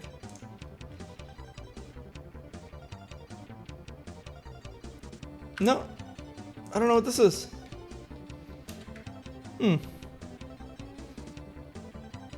What the fuck? Okay, so got all other things over here. The rolls up factor, rolls all down factor, rolling conversion factor. It's lower for some reason. I don't know why. Rolling deceleration factor, which is lower usually. The acceleration because Sonic's just rolling. And there's other characters as well. Tails actions, character 1. Speed cap, fly fall cap, speed, whatever. There's several other things. Speed sneakers and whatnot. Right, and after that, you get player movement. Player movement. It's complicated. Player sensors set everything related to the sensors. It also sets the position of the characters, and man, we're gonna go through this when adding a new character. Boy, this is gonna be a thing. Movement routines. This is what moves the player. This is the physics. This is how it controls loops. Check it out, sin angle, cos angle, everything. This is how it controls loops. It also has like a couple of tools to manage angles. Over here in setup. Check this shit out. Do you understand this? Do you understand this? Because I sure as hell don't. Thank you, Demesian. You're the goddamn hero of this earth. There's several things over here. Y movement, wall collisions. Here's the collisions. That's it. Basically, it has a loop over here. If there is a collision, it just moves the player towards direction. And here's check it out. Float X and float Y are the player's X and Y positions on the X and Y thing. This is complicated, and I might want to explain why this is done later, because positions in Unity are not floats. A float is this. This is a float, and this is an integer, right? And well, a float can be an integer as well. You can make a float an integer, but you know, thing is, by default, everything in Fusion are integers. However, if you make a variable a float by just setting it to a float, it will work as a float. So yeah, float stands for floating point, by the way. It's like a point floating in space. It's just anywhere. I hope you guys understand that. But yeah, shadow targeting. Oh, I guess this is a homie attack thing. Ignore that car going through right now. Player control. When you're gonna get to this at some point, we're gonna be telling you how to make actions, and this is where all the actions are set. In here, common actions, you get jump, look up, skidding, rolling, hurt, die. All of them are all over here. Manage actions. There's all the actions over here. This is how they manage the groups themselves. Notice that they are deactivated by default. So only the action group of the current action is being active as you're doing that action. Misc. But I think I made this group it's miscellaneous. It's just things to avoid glitching and whatnot. It's basically patches, really. Player animation. This is interesting. You don't just change the player's animation on a whim. You set the old thing to a variable, this thing, and then you set the player animations of every character to that thing. This is super useful, because then you can just set a variable to a number and it will change the animation for any character that you're playing as. We're going to be looking at this a lot when making our new character. And we're almost done for the day too. I need to just go over all of this. There's water as well. This just controls water, this is the water splash. Controls if you're underwater, and then it does a little splash. So, common objects, it has, here it's the part where it said that worlds actually, they actually control objects that are not in-game, not like level specific objects. Those are objects that are going to be on every level. Like rings, monitor, generic hazards, like there's a hazard group. Well, it's called neutrals for some reason. But yeah, it's overlapping. That's set her to 1. This is an interesting thing. Hurt 0 means no hurt. It's normal. Hurt is equal to 1 means Sonic loses rings. So if you want to make Sonic lose a ring, just do an event like this and set hurt to 1. And if you want to kill Sonic outright, you set it to 2 and then Sonic just dies. And there we go. Here we got springs. And over here you can actually set the speed of a spring. Like the red spring. Amy. Okay. Oh, it's an ore, okay. Okay, so this is an interesting thing. Ores are weird, but basically it means that there's 2 different sets of conditions over here. There's this set of conditions, and there's this one. So basically it checks either this thing is right or this thing is right, and if either one of those is right, it does this thing. That's it, that's what an ore is. It's either one or the other, but it doesn't matter. It doesn't have to be both. It's either one or the other. If all of those are true or all of those are true, it does this thing. There's 2 types of ore. I think you should only use logical. I'm not really sure. I'm not sure how filtered works. Really not really sure. You can probably Google for those. There's probably some info here. There's probably some info in this thing as well. Holy shit! It's maximized over 2 of my monitors, all of them. Kinda weird. Okay. Oh, there's also a lot of things over here. I'll see the Mesian's name. Moving platforms. Moving platforms are nice. Moving platforms are interesting because you can just set the variables in the variable list and in the properties over here, and it will just move the way you set it to move. It's pretty cool. There's several other things here as well. Level timer. Well, there's another one, I guess. Okay, here got interfacing and post-processing methods. So there's several other things like the GUI, several other things, HUD, pause, game over text. There's water, post effects of water. Basically, there's this brown thing is the thing that goes on top of you when you're underwater. It's literally just an object, like a box that moves into the screen. It's kind of interesting. There's a classic camera system, which is the camera, literally just the camera. Special effects, there's a whole bunch of effects, animals, boost shockwaves, skidding dust, spin dash dust, several other things. It starts in the stars itself, they're all over here. And yeah, I got several other things over here. Those are not in other versions of Worlds, but here in the boss is where I use the easing object. Easing object is good. You click on an object, you insert, you go into the easing object, and here let me talk about a thing, which is probably going to be the final things to talk about. Worlds has two different types of objects. It has active objects, and it has objects that do things. For example, the easing object is just an object that exists. However, if you click on it, and you click on move object, it's going to do a thing to an object. Usually that object's inactive, but sometimes not. But mostly they're all actives. And it just moves an object somewhere. Like you click on this, and then we can set the easing type. It could be easy in and out. There, you can just set it to something. And then I can just type the position, player's X coordinate, position, Y position, player's Y coordinate. Don't forget about this thing down here, it's super useful. And there's milliseconds and event loops. Milliseconds is just, it's milliseconds, but I usually like to set it to event loops in 60. It's gonna move this object in the cubic type of the ease in and out to this position and this position over 60 event loops, that is 1 second. With Metal Sonic, it's kind of the same thing. It's move using quadratic ease out, which is this thing. So what is that thing? Okay. It moves to boss position 2, which is an object I placed in the world. This thing. Kind of hard to see over there, but it's in there.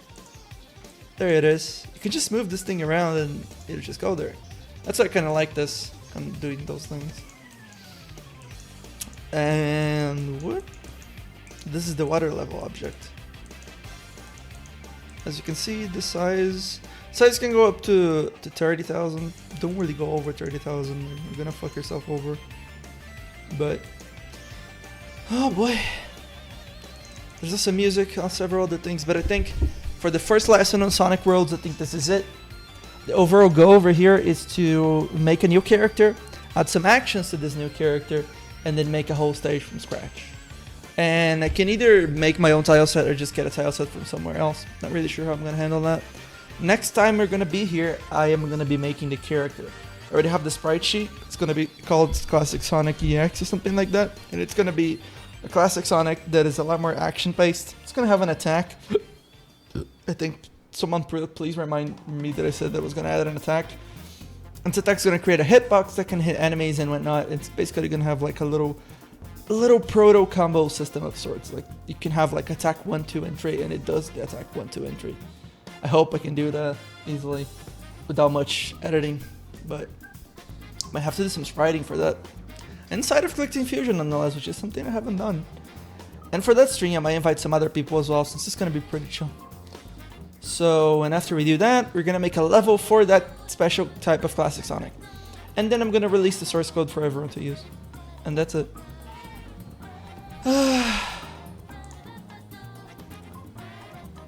Oh boy. So, guys, how was it? Is anyone still watching this? Because I don't think anyone is. 15 people. Everyone just leave. It's fine though. It's a boring ass tutorial.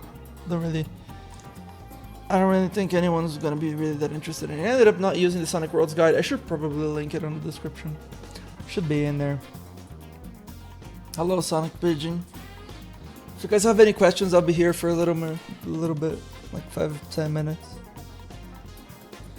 Please tell me if you have anything. Let me also check Discord. Oh yeah, basically, okay, so this video was just basics on Worlds and several other things like that. And yeah.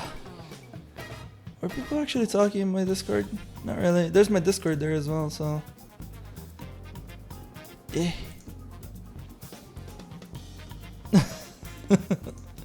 I don't think there's a single tutorial on Sonic Worlds on YouTube. I'm really not sure about it. I'm glad I got to make one. Fucking 2 hours long just to teach you the basics. Holy shit. I hope I got everything. Oh man. Woo! Anything in the chat, guys? Nothing at all? I usually get questions. I'm used to questions.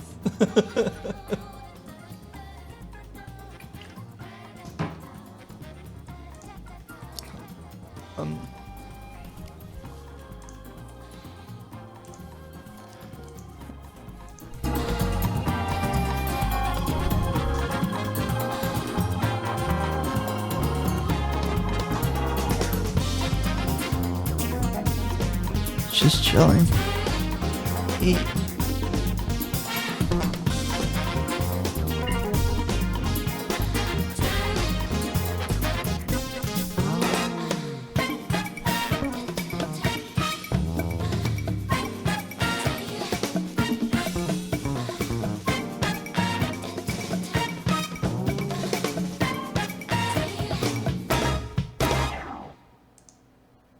So, I hope that was enough. I'll see you guys some other time. Oh, this has been a thing. Hopefully tomorrow, or maybe not. I really don't know what I'm gonna do in the next one, but yeah, see you guys some other time.